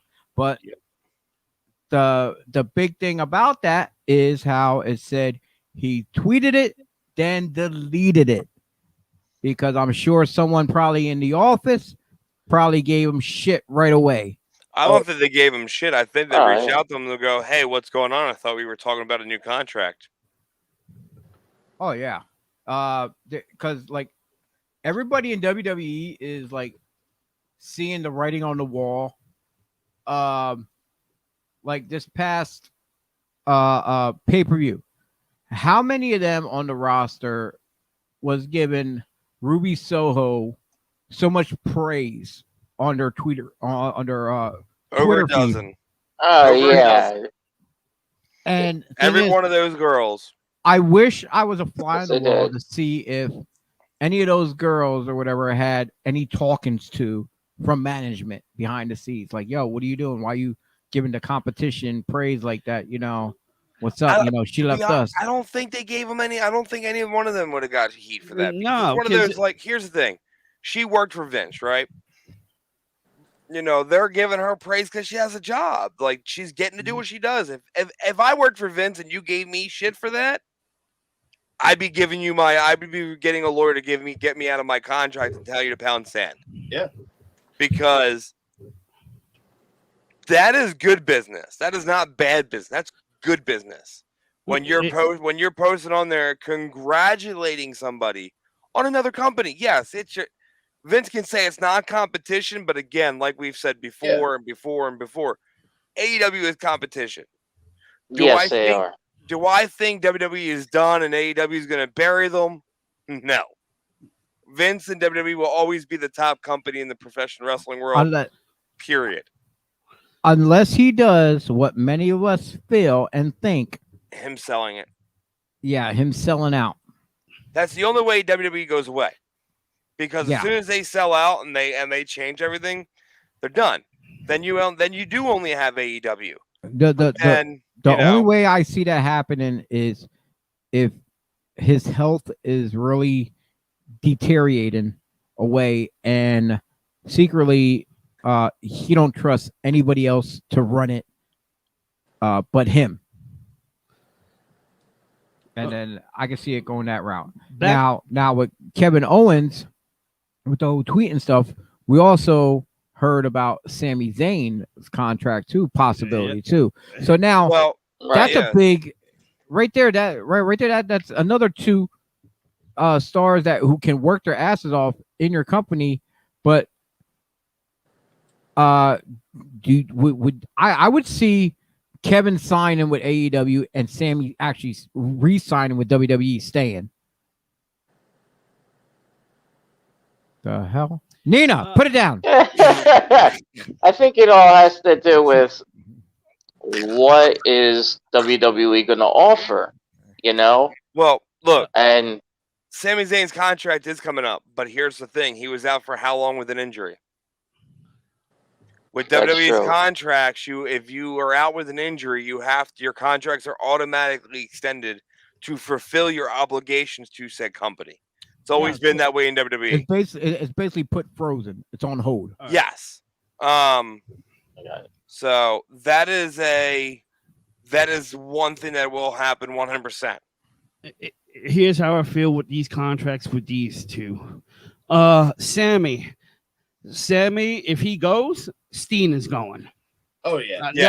That's how I feel. I see Steen going regardless whether Sammy goes or not. No, because that's his brother. That's his best friend. So maybe he may have a talking to. Maybe the millions that Cole turned down, they throw on top of KO. You know what I mean? And he ain't gonna be no manager. They ain't no going back. But they will probably try to keep Sammy as best as possible because Sammy has other things to offer besides wrestling. He speaks multiple languages. He could be going places in sponsor of the WWE. You know what I mean? So that is very vital and important. If you could cross communicate to more than just the American general public, they want that. Yep. That's true. But if Zayn goes, I wholeheartedly believe Steen will go. Look, I'll say it this way: if Sami Zayn goes, Owens is definitely probably going to go. But I don't say right away. I say it'll be a little bit beforehand. You know. Here's my butt on what you were saying about Sammy. With him, with everything with WWE. We all know he's very. I'm not gonna say political, but he's into like certain organizations as far as when he sees wrong being done, he likes to speak out on bullshit. Yeah. Uh, And the And- WWE supported him. and a lot of times, you know, like here's the thing but if WWE is going to continue doing business with with certain, let's say, countries that guys like him don't agree with, I can see him signing elsewhere though. On his beliefs. Yes, exactly. On his beliefs. I understand where you come from, but yeah, money talks. Because in the beginning, the goal was for everybody sign with WWE. Then when you're up there on the big pedestal platform, whatever, and you see everything going on behind the scenes, you see what all the deals they're making, and then all of a sudden it hits you up here where you don't agree, even though it was your heart desire to be in WWE. If you don't agree with the position of the company in what direction they're going or who they're working with, that's going to affect on who you choose to work with then. Yeah, I can understand what you're saying. Yeah. But also money talks. Look, yeah, money talks, but morals talk too. I can tell you right now, if I was Sami Zayn and that happened, I'd be out of the company. Understood. I don't. It's I don't not care always about this. money. Yeah, I was gonna say it's Look. like if it bothers you that much, yeah, you're leaving. Yeah. Because then here's the thing though. Yes, you might sign, you might have that little extra cushion in your pockets or your bank account, whatever. But then at the end of the day, then you're still dealing with those same morals. You're probably having bad time trying to sleep. You're having second thoughts about this and that. You're you're gonna be in a toxic work environment that's gonna make you sick. Yeah. You know, Look. and Right. it's like, what the hell did you do? You just sold your soul. Then. I'll say it this way: being a parent, okay, it's just like having a job at WWE. How many jobs I've lost and gave up on because they try to have me give up my morals as a parent on being the responsible one? Like, hey, I got to leave these days early because I got to get my daughter. Oh, that doesn't work. Well, then I can't work here. Look, parenting comes before a job. I don't care what the dollar sign you're paying me. My daughter is priceless. No dollar sign is worth anything to jeopardize my relationship with my daughter. And if all of y'all have me on Facebook, y'all see how that relationship is. It's one of a kind, you know, and it's very special having her as my daughter. I love it, you know. So wrestling in that standpoint with Sami Zayn, like I physically and fully stand behind him 100% on where he stands with things. So like, will he go overseas to wrestle in those countries? Absolutely not. He'll tell. He's already made it pretty clear. He'll lose his job if they try to force him to do He'll it. take his ball and go home. And the thing is, Yep. it'll bite Vince in the ass on that one. Again, like you said, T, money talks, but I don't think Yeah. Sami Zayn is that. Yeah, There is not guys enough. in WWE No, 100% that will do it for the money. No, you're right. Like he won't do Yeah. it for the money. I think But I'm just saying, like, if they were trying to coerce him to stay, Oh, yeah. they'll work with him. They won't send him down there. I think If they value his worth, they won't do that to him. I think the only way he'll stay is like Right. if they put it in written in his contract that where he don't have to go to any of those particular places, and they'll just find other stuff for him to work around instead of him taking backlash for not being a part of the shows. 100%. But if it came down to where they say, "Hey, it's our way or the highway," he'll choose the highway and sign with AEW. Or he could go back to Ring of Honor. He's yeah, a like, legend there. There's people talking about like they would love Right. to see El Generico. El Generico return. That'd be sweet. Oh yeah. Have him put the mask back on.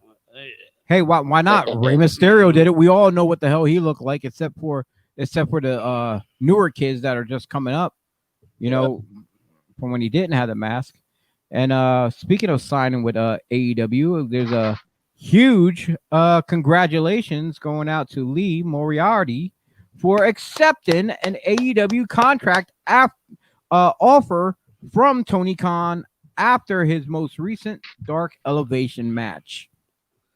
I know I seen on Twitter his wife was happy about it, but she was also kind of a little disappointed too at the same time because she wished she was to hear about it first and not find about it on Twitter instead. But big ups to him. He's one of those guys who actually deserved it. Yes, actually, indeed. there's a lot of guys who actually deserve to get signed. But like I said, there's so many spots. It's like baseball, football, whatever. It's like them coming into work. It's like training camp. You know, it's either you make the team or you don't. You know. Yeah. So. It 100% doesn't make the team or you don't. Like, look, I love how Tony Khan's just coming out and when they go out there, they do their match. Like, yes, does he have contracts probably written up, ready to go if they go out there and kill it for someone on their first try? Absolutely. If anybody learned anything, it's from NXT's Cruiserweight Classic with Cedric Alexander. Yeah. No one expected that match to be the highlight of the entire goddamn tournament. It's still the talk of the goddamn tournament. Like, to this day, in my opinion, that was one of the best matches on the Cruiserweight Classic, period. Nobody else has topped that match. That's how good that match was. And if it's anything, Triple H has made it clear, make sure you're ready to offer a contract that they go out there and they effing kill it. So, again, like you said, to Lee, congratulations. It's a well-earned contract. Go out there, kill it like you've been doing all over the country, and kill it on national TV, man. I can't wait to watch it and see you do your thing. Tiger style. And speaking, Dennis, of Triple H, now that you mentioned his name, sorry, but 52-year-old Paul Levesque, known by many as Triple H, is currently resting up after obtaining a cardiac surgery recently. It has been noted that it was caused by a genetic heart issues. So, basically, what they don't want to say, he had a heart attack And it ran in his family. stroke or whatever. Yeah, like I wish they would just say what it was. Like, you had a heart attack. And it wasn't one of those like, oh my God, you drop over dead kind of heart attacks. It was one of those like, you had some problems going on. You felt the chest issues. You went to the hospital. They said, hey, you're having a heart attack, before it got to the point of where he dies, and had to have an ambulance, like that type. Like, oh my God, we're doing CPR. So I'm going to say this. For all we know, it could have been For all we know, it could have been a stroke because because it's two, like a heart attack and stroke are two separate things, even though it's the same. It's basically the same, but it's actually different. separate. They both have different symptoms of things that will happen afterwards. Yeah.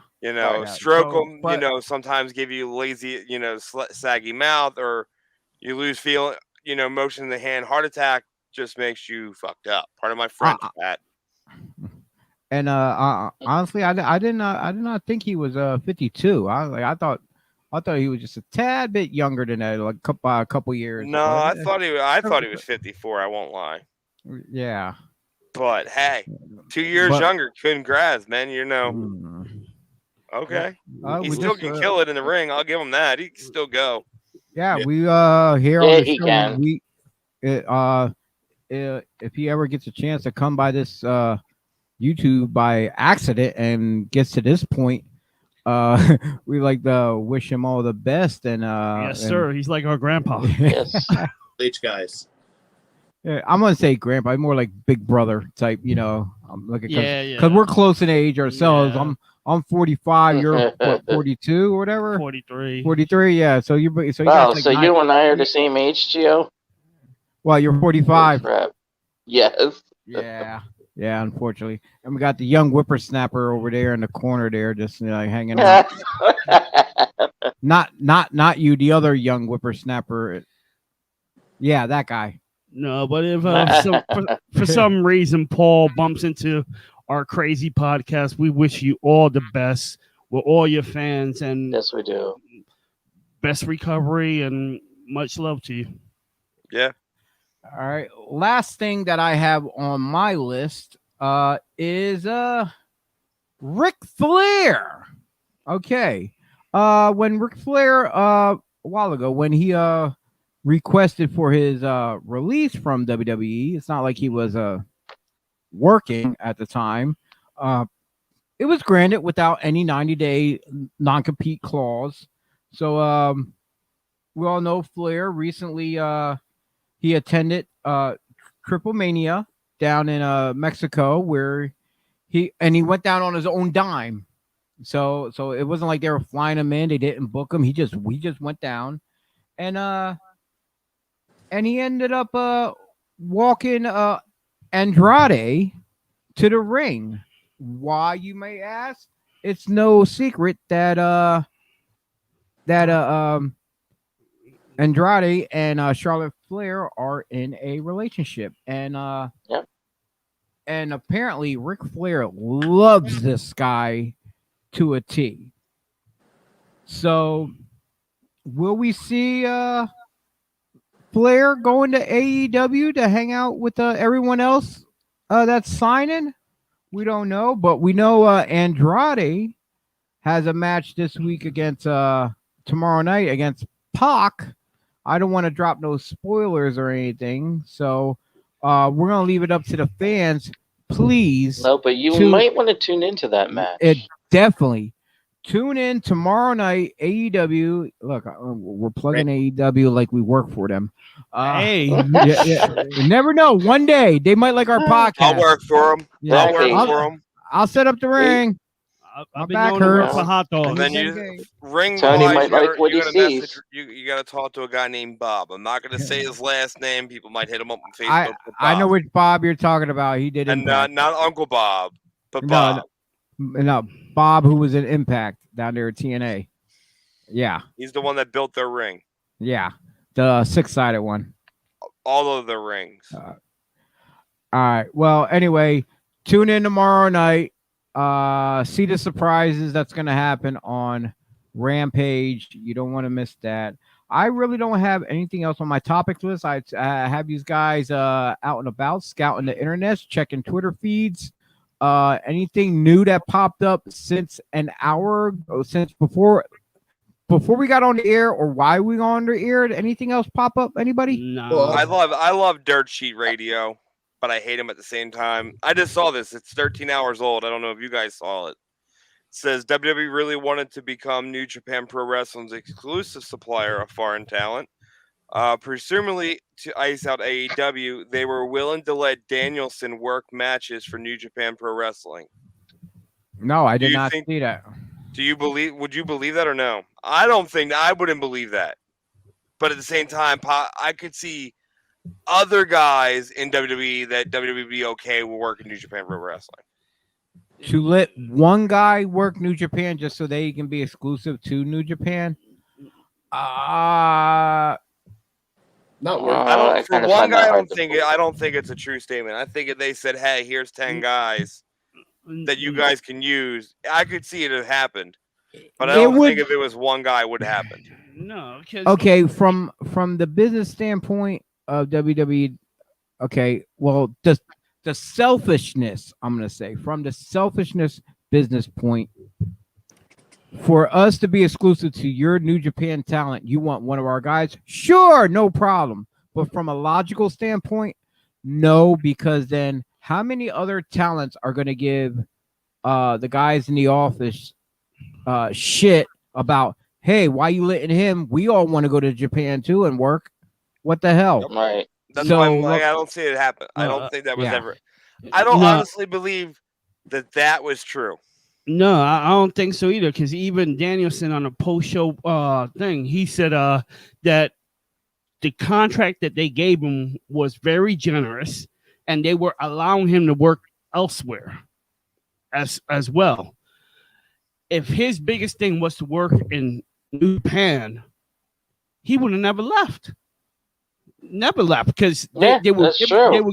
they were giving him money, and they were letting him opting working places, to He work. wants to work. But they, he wanted New Japan.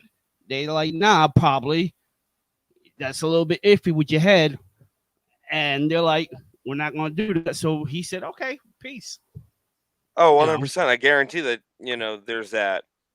I think, again, if that would have happened, I think it wouldn't have benefited Danielson at all. Like, it would have the wrestle in New Japan. Like, his stock would have went back up tremendously because New Japan would have loved and ate him up. But, again, you do know that New Japan Pro Wrestling has a deal with AEW. As you can see, everybody that's coming to work Moxley. I'm just saying. He even Yeah, stated, it's true. he even stated that with the whole COVID going on with his family and everything, it would not be the right time to keep traveling across country because of everything that's happening. And and it's kind of stupid that if New Japan would become a exclusive one company to work with, because that's how WWE operates. They would want them to be the only ones that have their hand in that cookie jar with New Japan. It's better off them working with AEW, because AEW is working with everybody, and everybody's loving it because everyone gets to mingle back and forth with different companies and whatever the case may be, and it's more beneficial for everybody as a whole instead of just one company trying to take it all for themselves, which that's what WWE is. WWE is a monopoly. From back in the day, from Vince Jr. taking over from his father, and then start buying up the territories. He was, getting that monopoly going, and that's what if they would have went that route with New Japan, that would have been another. I'm not gonna say buying monopoly, because he wouldn't be buying it. It's just the fact that just making a deal of where no other company would be able to probably work with New Japan but them. So as a business person for New Japan, very, very smart to say no. Yeah. Yes. Fully agree. Yeah, 100%. I have ratings here from Monday Night Raw. Thank you. I have ratings. Do you have ratings for all three shows? Yes, I do. Well, yeah. All right, Mikey, we're going to you, and you know what? You get the big screen. This ballot. All right, so.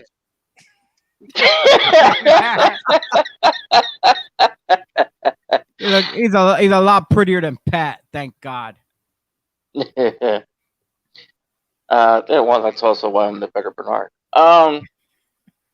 So here's for Monday Night Raw. Their overall rating is a 3.6, and the age for the audience is usually the same with both companies, 18 to 49.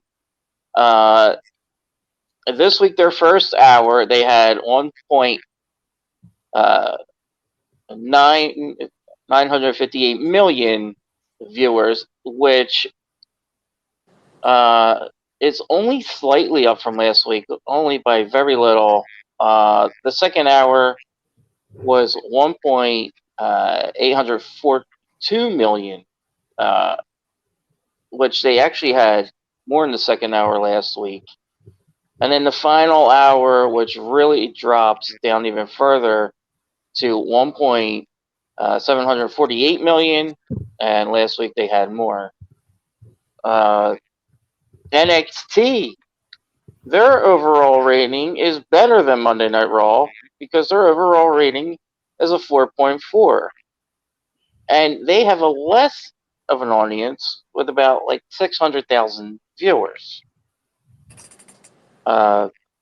SmackDown overall, and No, I wasn't really. We're not with SmackDown. Just for the last 3 days. So you had last 3 days. Okay, yeah. and So so you had Raw. You had NXT. AEW Dynamite 4.4 overall. They have 1.319 millions, and they have gone up from the 1.47 million And you know what? viewers. What you're telling us right now does not surprise me one bit because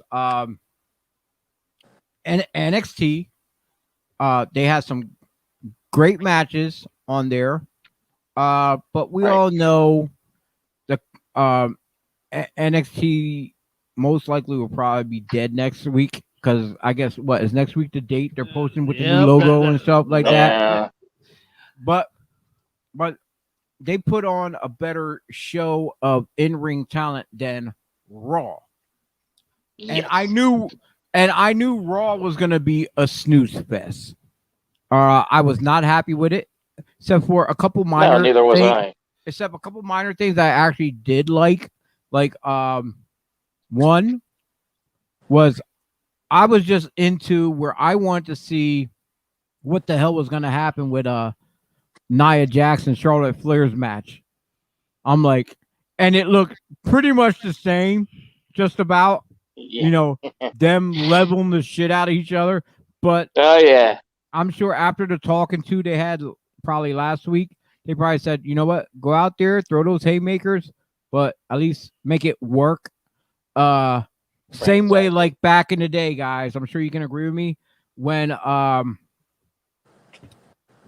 whole thing went down between Matt Hardy and Edge with Lita, and then next thing you know, these guys they have to Yeah.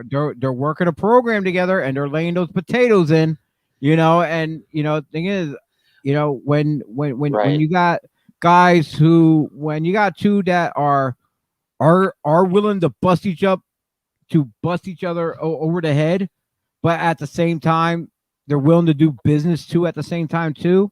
Hey, that's kind of golden. But like I said, the match was just as sloppy as the last one. But I just want to see them go just pound the shit out of each other, really, honestly. But what did you think about Alexa finally doing something creepy, like going from the Titantron and she's in the ring now? I don't, that's all smoke and mirrors shit. That can be Lexi's pre-recorded. just doing her job. Lexi's doing what she's told, and she knocks it out the park all the time. But she's just doing what she's told. Yeah, that's true. That's all I can say about that. Like whatever role she was given, she knocks it out the park. But it's beyond her control. Yeah, just like I said, Raw was basically a really big disappointment. We've been called. We like, what are they going to give us this week? That's going to be so excited to follow that pay-per-view. And we even said, watch, we're going to get McIntyre versus Sheamus, and look what happened. Yeah, exactly what we got. Because let's be real, that is a great match. It doesn't matter. But how many times can you sit and watch this? Like, I know it ain't the same match, but the same two guys over and over. It's like Brock versus Roman. That's like a few years ago. We got Miz versus Danny Bryan every other day.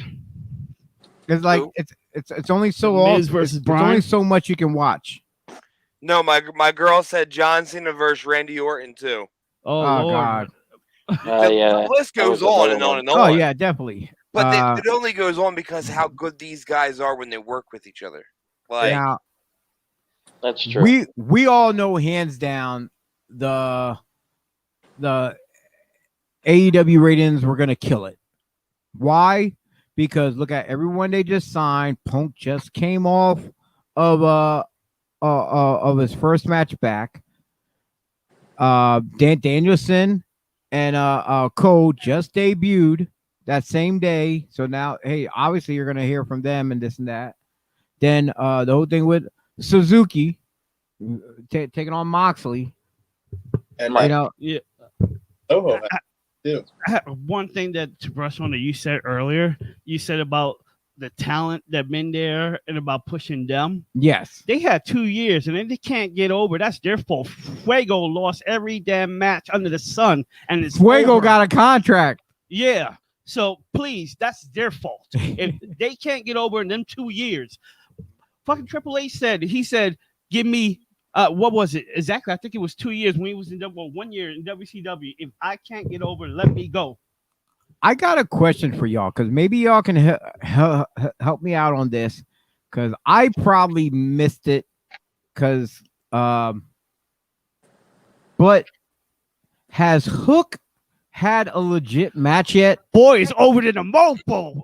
Oh my God! You should see I on don't Twitter.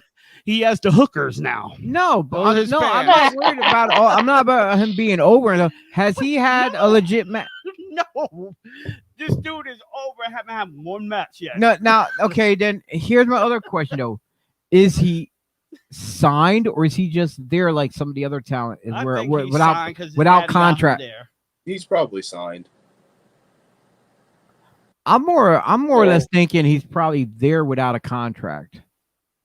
Nah, fam, because he's taking bumps and stuff, not exactly in the ring, whatnot. I'm waiting for the day to watch him work. I really want to see him work.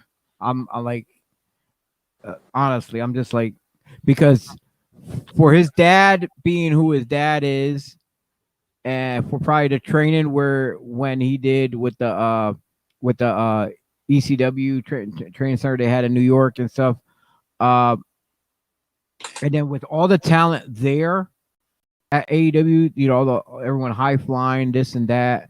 I think by the time he actually has a match, I think he's gonna be way better than Dominic Mysterio. Thoughts, gentlemen? All right, first, we gotta see this man work. Yeah, I can't. I can't. Yeah, we do.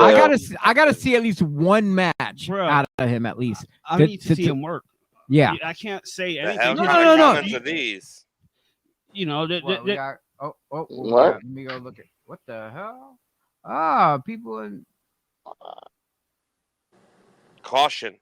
The last word's caution. Okay. Beware. Beware. I don't know.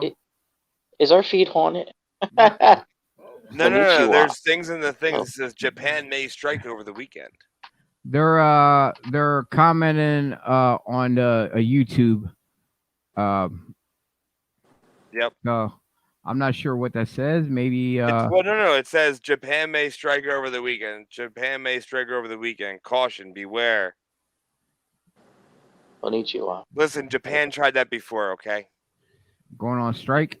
No, Sorry, I said what I said. 9/11. No. That would no. Well, that's this weekend. 9/11. I'm saying Pearl Harbor. yes. T, do me a favor. After we get off the air, you might have to educate Chio there a little bit. Nah, Well, he already went to school. I'm not thinking off the top of my head here. I'm just like, I'm just saying that's the first thing that popped in my head is Nah, no what? well, when we get off here, I'll have to go back to the comments and translate them like everything else, though. Yeah. Like, Literally do it right now. I'm at my. You're doing it right now. Yeah. All right. Yeah. Austin's like, I got this. He's guys. on. Yeah.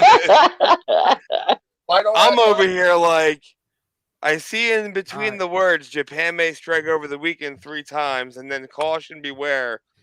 Don't ask me how to pronounce the last one because I This is sure what as hell happens can't. when we mention New Japan on our show. That means hello. Oh, is that Konnichiwa? Yeah. Yeah. Wow, I know some Japanese. Okay. All right. So, what's that? Did you find out what that big paragraph means? Did you translate it? It says, "Dave, we are coming for you, specifically for you." Well, he's Did you use a Google Translator or something? You highlight it, copy, paste it. Yeah. It's not saying anything. I'm typing it in right now. Hang on. Oh, type it. Copy and paste. All right, but It starts anyway, off with "I love Godzilla." Oh shit! Yo, when I say my girlfriend's Wait. head just broke with that, it effing broke. Wait. I love It Godzilla. says, I love Godzilla on November 30th. The Hilo newspaper, Hilo Tribune Herald on the Big Island of Hawaii reported on one side 47 that Japan could attack next weekend. Japan may strike over weekend.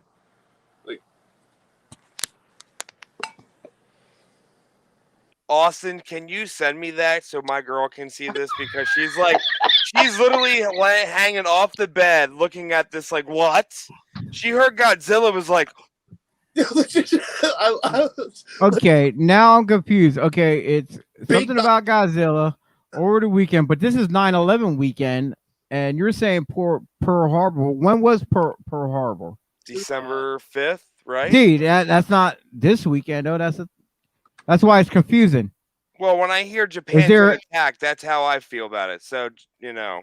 Is there a Godzilla movie coming out, or Godzilla came out? Or is Godzilla gonna attack? I mean, a new one. Yeah, I was gonna say that. Is Japan sending Godzilla to attack us? Yeah, try that shit they want to. He started off with "I love Godzilla." I think it's a Wikipedia snippet.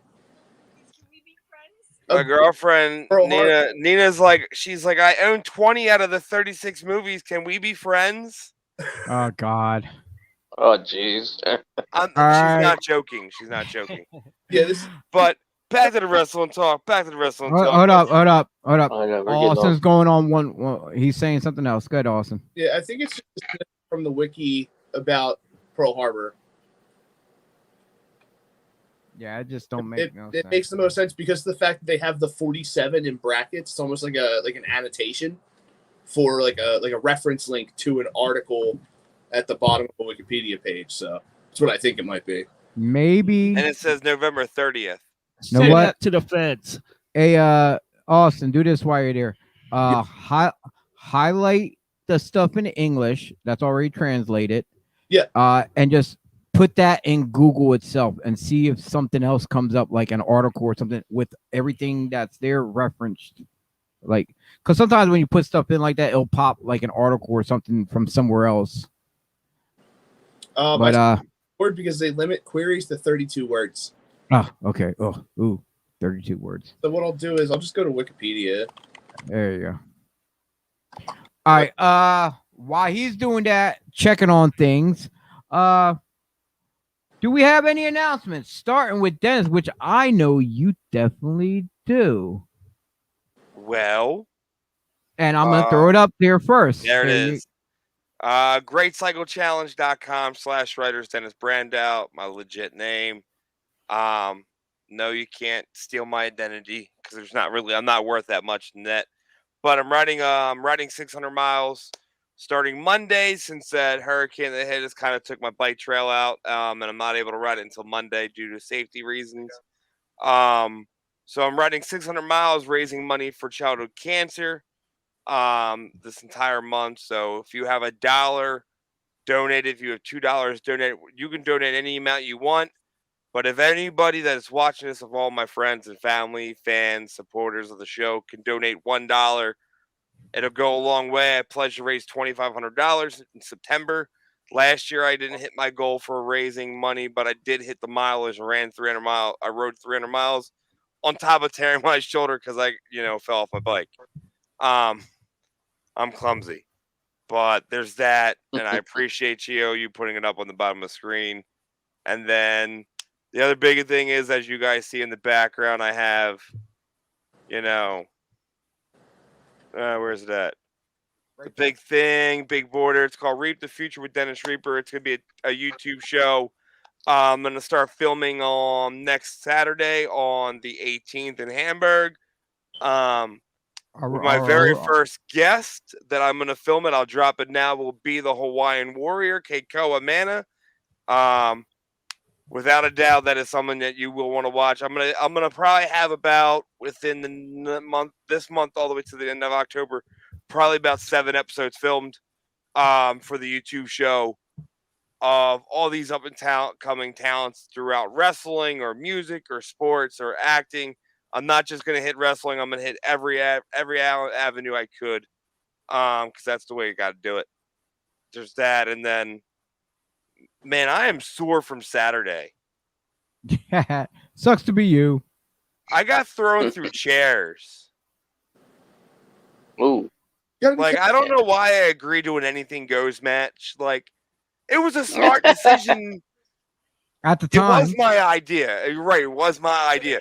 It was a smart decision in my head because I'm like, I got jumped before the show by Marty and his tag team partner. So I decided to say, hell with it, throw the rules out the door, because they did it before the show. They were probably going to do it during the show.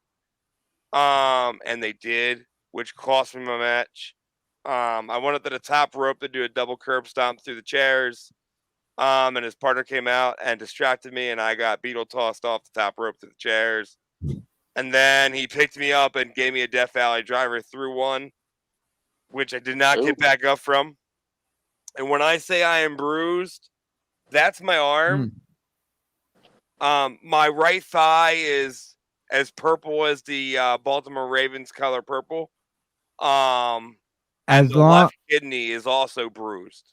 As long as you made it into work, you're fine. I did. But all in all, let me just say, because we were talking about wrestling shows, and I brought it up earlier, ACPW, they effing killed it. From Chris Sutton and Ty Reno, and everybody else that was backstage and that put everything together. Like, hats off to you guys. You guys absolutely put on an amazing show. I know I helped a little bit, but y'all got the ground. You got the ball running. You got the ball going. You ran and got on the ground running. Hats off to you, to everybody on the show. Y'all killed it. I'm gonna say right now, the future stars of this business, one of them is TJ Reno.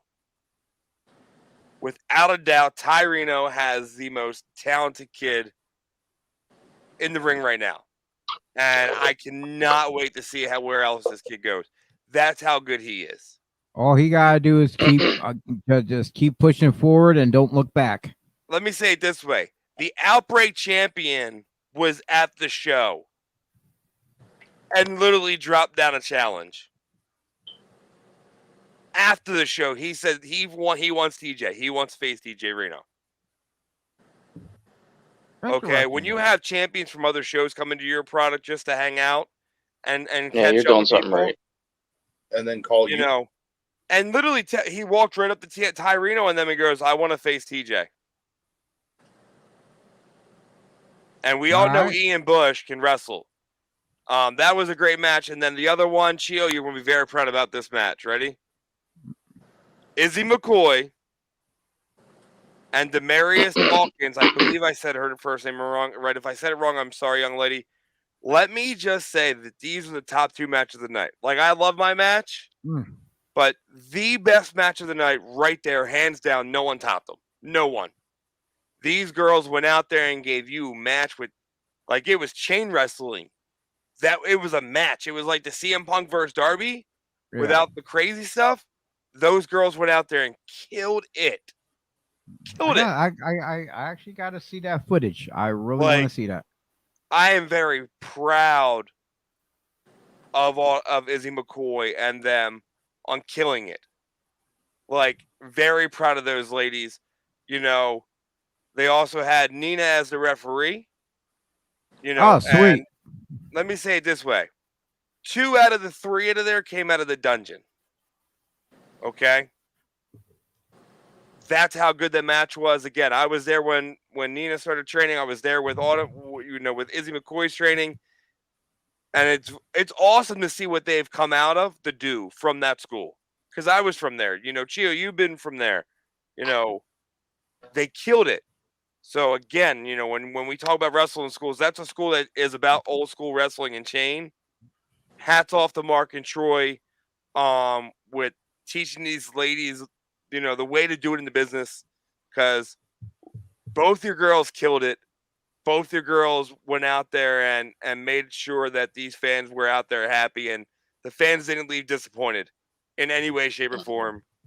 So again, those are the top matches of the night. Like, it was TJ Reno versus Core for the U.S. vacant title. and it was Izzy versus Dawkins in the singles match. And I mean, dude, That's what's up. That's what's up. I know the girls match was gonna make you happy because Izzy, Yeah. So it's one of those. It's a proud no family secret. moment. I was It's a gonna family say, moment. yeah, I was gonna say it's no secret. Everybody out there knows that she is my niece and all that. So like, it'll be a problem. Like I said, but I'm very critical.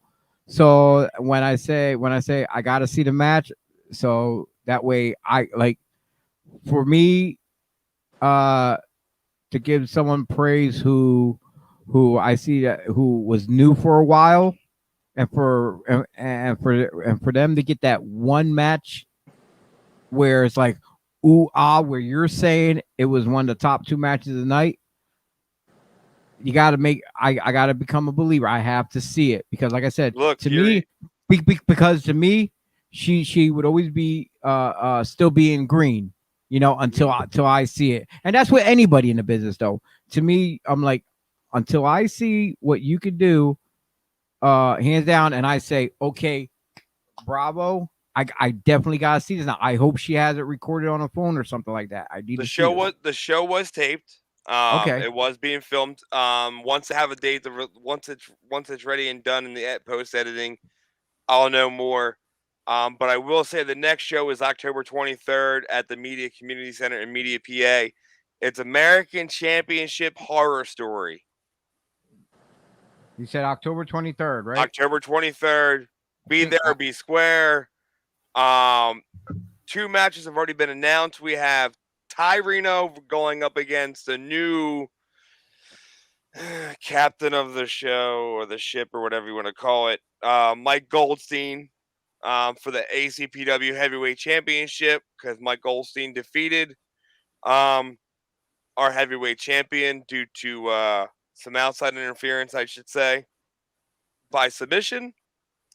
And then Zach Ravage, which is the ACPW Revolution champion, will be now defending his title against Cooler, who just lost to TJ Reno for the U.S. vacant title. I know TJ Reno hasn't announced who he's facing yet. I don't even know who I'm facing yet. Apparently, they said I need to, I'm getting told I should watch my back by Marty and them, so I'm not going to probably be surprised if I'm facing anybody from their group. I know there is a fatal 4-way tag team match between 410 Massive, the ACPW tag team champs, versus Marty and his tag team partner, whatever you want to call them, versus another 2 tag teams that I know I'm dropping the ball. I can't remember the tag teams' names. Well, it's okay. We got till October 23rd. Yep. We're actually coming up on 2.5 hours soon. So yeah. T, do you have any announcements? No. He's like, no. Mikey, no announcements. Yes, if anybody wants to know that Saturday is our anniversary show, we will be live in studio this Saturday coming up. So tune on in and watch us. Austin, you have anything for us? Just the exact same thing that Mike. All right. Did you find out any more real quick about that Japanese stuff? It was just a Wikipedia snippet. Okay. All right. Ladies and gentlemen, just like they said, Saturday, September 11th, starting on Saturday, and it's gonna proceed till Sunday. It is Devereaux Sports anniversary shows. So you gonna want to definitely tune in to Devereaux Sports on Facebook and follow them on. You can probably see the shows on YouTube as well as Twitch, probably. But I know for a fact you will definitely see us there, and our show will be at 10 a.m. and it is our patriotic show. We will be going over patriotic gimmicks, matches, stipulations, whether pay-per-views, and villains.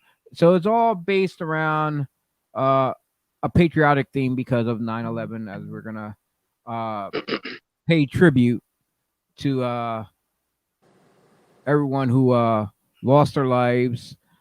Pay tribute to our troops who've been overseas fighting, who are now returning from different wars, long ones that shouldn't have been going on as long as they did. But yeah, like I said, we got Saturday. You get the old school show, the Scrapple Boys, and Breakfast and Body Slams, starting at 8 a.m. all the way to about 11. So you get to see them 3 shows. On Sunday, you got Gobbler Inc., Combat Misfits, and the Sullivan Squad, starting at 9 a.m. all the way to about 12 noon. You don't want to miss out. And don't forget about our other shows that's going on. Combat Misfits Wednesdays at 6 p.m. Us again, Thursday Night Slam next week at 9:05. And don't forget about those Dem 215 boys, the redheaded stepchilds of Devereaux Sports, and our pop-up pipe bombs impromptu podcast anytime, anywhere, with anybody who knows. For Thursday Night Slam, Dennis, you looking at your time? Oh, I thought you were looking at the time. Like, what the hell? No, I'm looking at the score. Oh, okay. What tells the score? Real quick. 28-26 with 2 minutes left. Tampa. Oh God. All right. So everybody out there watching, get back to your games. Especially this game here. It's a slobber knocker. Yeah. I'm jumping on Destiny 2 on my PS4. God, I just realized. Yeah, and don't forget about Pro Wrestling Magic this Saturday in Ridgefield Park, New Jersey, at the Knights of Columbus. You don't want to miss out on that. For T.Reyes, Mikey, Dennis, my man Austin from the Scrapple Boys, that damn show. I'm Chio, and you're watching Thursday Night Slam. Thank you, everybody. Peace. And we'll see you Saturday, matter of fact, for Breakfast and Body Slams. Peace out.